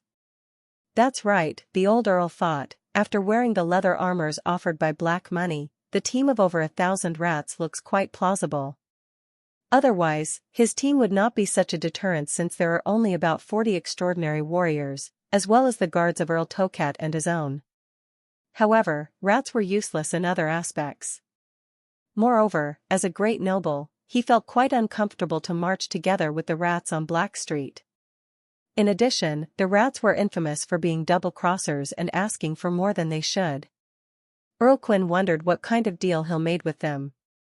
"Don't you worry that they may rebel?" asked Oro, who apparently could not hide his feelings. "You know that they're not unfamiliar with betrayal." "That also depends on what they can get." Hill turned to Earl Quinn. "I promised them the identity of freeman in your name. If you successfully become the King of Dawn, they'll be rid of the unstable life and become the citizens of the City of Glow under your protection." Horford could not help frowning and said, "Although the rats are indeed hated and despised by most people, the real reasons why they are degenerates are because of poverty and hunger, rather than the recognition of others. If this isn't changed, even though I can spare them of past crimes, the new identity is useless for them. They'll become rats again sooner or later. Since these people are willing to take such a risk to get an identity, they're not stupid or lazy. Maybe they just lack an opportunity." Hill replied casually, "As for the cause of degeneration, rest assured. When His Majesty's messengers come next time, you'll find that there are much more job opportunities than you expect, and you don't need to feed them. Because they'll feed themselves at that time." The huge crowd walked through the market and entered Rising Sun Avenue. The wall of the castle district was right before them. Behind the stone wall was where the Moya family had lived for generations. Looking at the palace and high tower where the dawn shone, Horford suddenly became nervous. He had been the Prime Minister for over a decade and had experienced too many twists and turns. Except for the moments where he found that his daughter was a witch and Fenancy died of disease, he seldom felt so uneasy. Today, he stood at the threshold of a new field out of luck. Even though the real ruler would be the king of Grey Castle while he would be just a king in name, the Quinn family would reach the pinnacle of nobles, which was, to become the royal family of a country. He had disobeyed the advice of his ancestors, but he also made it possible for his family to reach a new summit. In such a complicated mood, the old earl could not help asking, "Is it really okay to let my daughter participate in this battle?" Of course, you may not know, but Andrea is no longer the noble lady who couldn't leave without your protection. She's now in outstanding combat witch and she'll fire the first shot of the siege. Hill smiled. Please prepare your speech before the final attack. It's not to the extraordinary warriors and rats, but to the people who accompanied us here. Tell them that the new age of the Kingdom of Dawn is coming soon. Andrea stood on the top floor of the belfry, observing the palace in the wind. This was the only place in the inner city where she could overlook the stone wall of the royal palace, though it was about 600 meters away. From afar, it seemed that she could embrace the grand palace in a hug and the people in it were little ants. For the castle district, this was an absolute safe distance. Even a heavy catapult could not threaten the stone wall here. From here, she would open a gap for the gods' punishment witches in the battle. Just then, she saw a red flame flying upwards over Rising Sun Avenue, which was a sign that indicated the start of the battle. She took out the bolt rifle, which was specially made by Miss Anna, loaded the 10-bullet clip, opened the aiming lens, and raised the gun. She saw a fully armored knight. Andrea took a deep breath and began to control the magic power in her body. It was a wonderful feeling. The magic power seemed to turn into a pair of gentle hands that lightly held her arms, elbows, and fingers. In such an embrace, she felt that she entered a mystical state, as tough as a rock and as light as a feather. The former made the weapon in her hands undisturbed, while the latter made her become part of the wind, swaying gently with the breeze touching her cheeks. When the two combined into one, Andrea snapped the trigger. With a great roar and heat, the high-speed revolving bullet flew out of the barrel and fell toward the stone wall. Chapter 939, Andrea the Marksman. Without bothering to check the result, Andrea pointed to the next target with the aiming lens. The magic power consumed in precise shooting varied with the difficulty of the shooting. The more difficult the target was, the more magic power she had to consume. That meant that her magic power, which could have been sufficient for arrow or stone shooting for 2 to 4 hours, would be exhausted in about 8 minutes from shooting from such a long distance. She had to shoot as many bullets as she could. Her ability responded to her will. Andrea felt that she was dancing rather than shooting. The adjustment of the gun, the rising and falling of her arm, and every movement of her body seemed to integrate with the world in harmony. Shooting at every breath, Andrea soon used up 10 bullets and immediately changed to a new clip. The whole process was as smooth as water and as proficient as a well-prepared performance. However, it was not so easy for the people on the stone wall. Death was flying to Appin's army within seconds, while they were completely unaware of it. The knight who was commanding the mercenaries to adjust the crossbow machines became the first victim. The shooting range of these crossbow machines was about 120 meters, and the cast-iron arrows would easily penetrate the large shields and armors of knights within 30 meters. This weapon could be described as the best weapon for defending the palace in terms of a normal attack. In order to withstand the monster soldiers of extraordinary strength, Appin had ordered them to move all inventory from the warehouse on the wall. 8 crossbow machines were arranged on the wall segment that directly faced Rising Sun Avenue. Considering the limited width of the avenue, any invader, no matter how strong he was, could not hide from the intensive shooting of the iron crossbows. The mercenaries heard a muffled sound and saw the knight who had been giving orders fall silently back onto the ground, with his chest sunk in. Someone is attacking. A warning immediately came from the top of the wall. They drew their swords but failed to find out where the attack came from. Followed by the second and third attack. Death raised his scythe again and again. The guards constantly fell, while the enemy did not appear. An inexplicable fear overwhelmed them. Death was not surprising for these people who had been used to fighting all their life, but it was a different story when they could do nothing but wait for death. especially for a few mercenaries who were confident about their abilities. They found that their increasingly proficient skills were useless as their opponent did not even give them a chance to counterattack. Clumsy servants or experienced knights were no different in the face of such an unexpected attack. They saw their enemies in the Hermes battle at least, while they were just waiting for the call of death this time. Less than a minute later, over 20 people were killed on the wall segment. Upon hearing the painful moaning of the wounded, most people were about to collapse. "Look for cover. There is a witch." Just then, the order of the chief knight somewhat woke them up. "As long as we hide behind the battlements and big logs, we can avoid the attack. Bring out the god's punishment arrows and shoot toward any possible direction to force that damn witch out." Andrea also noticed the change on the stone wall. A knight wearing golden-lined armor seemed to be commanding their actions. Those guards were moving closer to him and hiding behind various obstacles while shooting arrows without targets. Some of them even threw arrows by hands. Their purpose was obvious. The actions of the enemy were not threatening to her at all. However, if she could not completely destroy the enemy, it would hinder the actions of the god's punishment witches in the siege. The position of the commander was a blind zone for Andrea from the belfry. She could faintly see his arm, which was out of the battlement, and a small part of his helmet. Usually, it was impossible for her to hit such a target. However, she had a different idea since watching the First Army's cannon show. Andrea constantly drew the magic power to fill her arms. Pushed by the invisible hands, the gun in her hand continued to rise up until it pointed to the sky. When the familiar feeling of harmony appeared again, she pulled the trigger without hesitation. At that moment, Andrea felt that she saw the trajectory of the bullet. It was thrown high in the air but did not lose all speed after passing the apex. On the contrary, it dived toward the target with forward momentum. Although the distance between the two was about 600 meters, it had flown a longer distance in the air, so the time for this bullet was much longer than the previous ones she shot. Then she lowered the barrel, aimed at the knight's helmet and fired. The second bullet arrived earlier and accurately hit the edge of the battlement. Bricks immediately splashed, and the deformed bullet spun to hit the upper part of the helmet and knocked it away. The huge impact made the knight lose his balance and fall forward, and exposed his soft neck.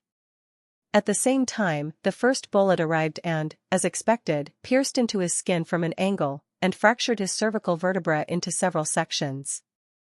The chief knight had no time to react. He just heard a muffled sound behind his head, felt the chill on his neck, and then lost consciousness. This shot almost consumed all the rest magic power of Andrea. A strong sense of dizziness overwhelmed her, and the consequence of excessive consumption made her hands tremble. She even had difficulty holding the butt of the gun. Nevertheless, the fall of the chief knight also became the last straw for the mercenaries. The defensive line of the stone wall immediately collapsed. Everyone turned around and ran toward the stairs, lest they would become the next target of death. No one even paid any attention to the big logs, hot oil, and crossbow machines, which were seen by the god's punishment witches. Woo! The horn for attacking was sounded. Elena, who was in the siege team, rushed in first. In addition to carrying her commonly used tools, she brought a bundle of hemp rope in her hand. Just as she approached the foot of the wall, she threw the rope. At the end of the rope, she had tightly tied a square-shaped hook. A moment later, there were several hanging cables available for climbing the stone wall. The stone wall, which was about 5 meters high, was difficult for common people, but in the eyes of the god's punishment witches, it was a fence which they could directly climb over. Elena casually climbed to the top of the wall via the hemp rope only to find out the castle district had been a mess. The supervising and preparatory teams arranged by Appin did not play their roles. Just when the guards on the stone wall were defeated, the guards of Earl Luashi suddenly drew their swords toward the guard team of the Kingdom of Dawn. The guards on the stone wall wanted to run away as soon as possible, so the three parties created chaos on the spot. Elena raised her lips, took out the huge sword on her back, and leaped over the stone wall. No one could withstand her frontal blows. As long as they were included in the range of the giant sword, the enemies were severely wounded or killed. By her power alone, she created a path in the crowd. As the gods' punishment witches joined the battlefield, Earl Quinn had the situation well in hand. Chapter 940, Fading Past. Earl Luashi. That damn traitor, how dare he? Appin, who was watching the battle from the top of the castle, furiously said, I'm going to kill him and his son. Ministers, where are my ministers? Your Majesty, Lord Kurlong said earlier that he was going to handle some things. After a while, the chief guard hesitated to reply, but I think he may not be back. What did you say? The King of Dawn turned suddenly and gasped at the latter. You agreed, said the chief guard hesitatively. In addition to Lord Kurlong, Lord Wyrant and Gold Hourglass Neil also left. Your Majesty, everyone is gone but me. It was only then that Appin noticed that only the chief guard and several servants were in the huge hall. He instantly understood what the chief guard meant by saying may not be back. Traitors. He threw the scepter to the ground and said, gnashing his teeth, traitors, traitors. My reign is ruined by these traitors. He consented to their departure indeed, but what were their reasons? One said that he was going to check the defense of the stone wall, another said that he was going to the inner court to supervise the maids preparing for war. Those were originally their duty, but they now turned out to be their excuses. Were his ministers ready to flee before the enemy had launched their attack? Your Majesty, those cowards are bound to be punished in the end, but the immediate priority now is to withdraw from here as soon as possible. The chief guard approached and said, those mercenaries won't win us much time. Even the Imperial Guards could not withstand the enemy for over an hour. It'll be too late then. No, I want to see the traitors be punished. Said Appin, pushing the chief guard away, go to the underground cell and bring the head of Otto Luashi to me. But this is your king's command. He yelled at the top of his voice. Yes, your Majesty, the chief guard took a step back and bowed. After his only subordinate left, Appin felt that his fingers were slightly trembling, and his eyes seemed to swell and even his vision was covered by a layer of light red. He slowly sat on his chair and stared at his hands, hoping to tear the traitors alive. It was over. When the mercenaries on the top of the city wall fled for no reason and gave up the stone wall, his failure had been assured. The rebellion of Earl Luashi was insignificant. But he could not understand why Earl Luashi would risk losing his eldest son to betray him. Why would Horford Quinn get the complete support of the other two families? He was unable to explain it. Though the three families in the city of Glow were seen as a whole, their respective interests were not exactly the same. In this challenge which might cost their lives, he could not figure out who would be trusted by them to such a degree. Appin found that he did not know the city or the three families so deeply as he had thought. In the end, he did not get the answer of the chief guard. A team of warriors, whom he had never seen before, opened the hall door. Their weapons were still dripping blood, and their armor was also splashed with blood stains. However, there was no trace of exhaustion on their face.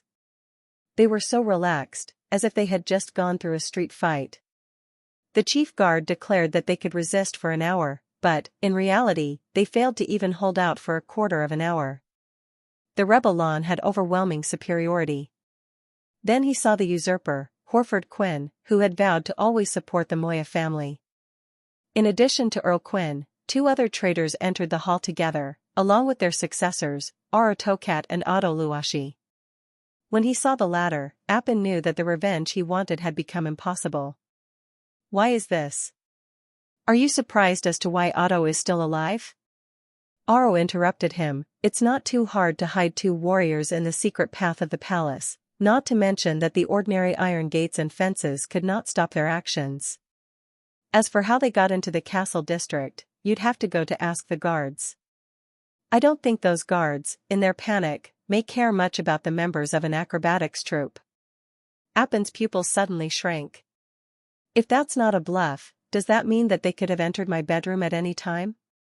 Yes, just as what you think. Oro spread out his hands and said, the king of Grey Castle needed to create a tribute, otherwise, you would have already been beheaded by them. To be honest, I'm so disappointed in you, your majesty. I thought you imprisoned Otto just out of anger. I had never expected that you would use him to threaten Earl Luashi and even intend to kill him. He sighed and continued to say, I had thought. Even if we're not friends anymore, you would not forget the days when we were. You mean Roland Wimbledon? So that was all his doing? Appin did not care about the second half of Oro's words, as King of Greycastle mentioned by Oro had attracted all his attention. He said, do you know what you're doing? You're helping a demon. You not only betrayed your ancestors' vows but also sacrificed your kingdom and subjects to him. You're foolish. He pointed angrily to Horford Quinn, and you? Do you think you can really sit on this throne? In fact, you're just a puppet. Haven't you thought about it? Why did he start the mutiny? Why did he fight against me if he were not attempting to annex the Kingdom of Dawn? Don't forget, since these people can easily overthrow me today, they'll easily push you into the abyss one day. You're wrong, suddenly a woman from outside said. He did it for two reasons, to save Otto and to protect the witches. Absurd. Appin was ready to scold her presumption and ignorance, but his voice was suddenly stuck in his throat. You're. She seemed to be very weak and could not stand up without the help of others. Even so, her superior beauty could not be hidden. Her long blonde hair and vaguely familiar face reminded him of a person who only existed in his memory. Andrea Quinn, her reply confirmed his guess. It's been a long time since we met, Appin. For a second, all the questions in his mind were answered. The reason why the Tocats supported Earl Quinn and why Earl Luashi took risks. Indeed, there was one person who could gain the trust of both families at the same time. That was because both of their children had been in love with her. The anger in his heart was quenched and replaced by desperation all of a sudden. He murmured for a moment and finally asked, why? Why did you finally choose them and not me? If I'm doomed to be defeated by Roland Wimbledon, why did you also betray me? I can give you more than he does. If it were not for that accident, you would have ruled the kingdom with me. Andrea seemed to read his mind and replied, because I'm a witch, Appin. A fallen who deserves to be killed in your mind.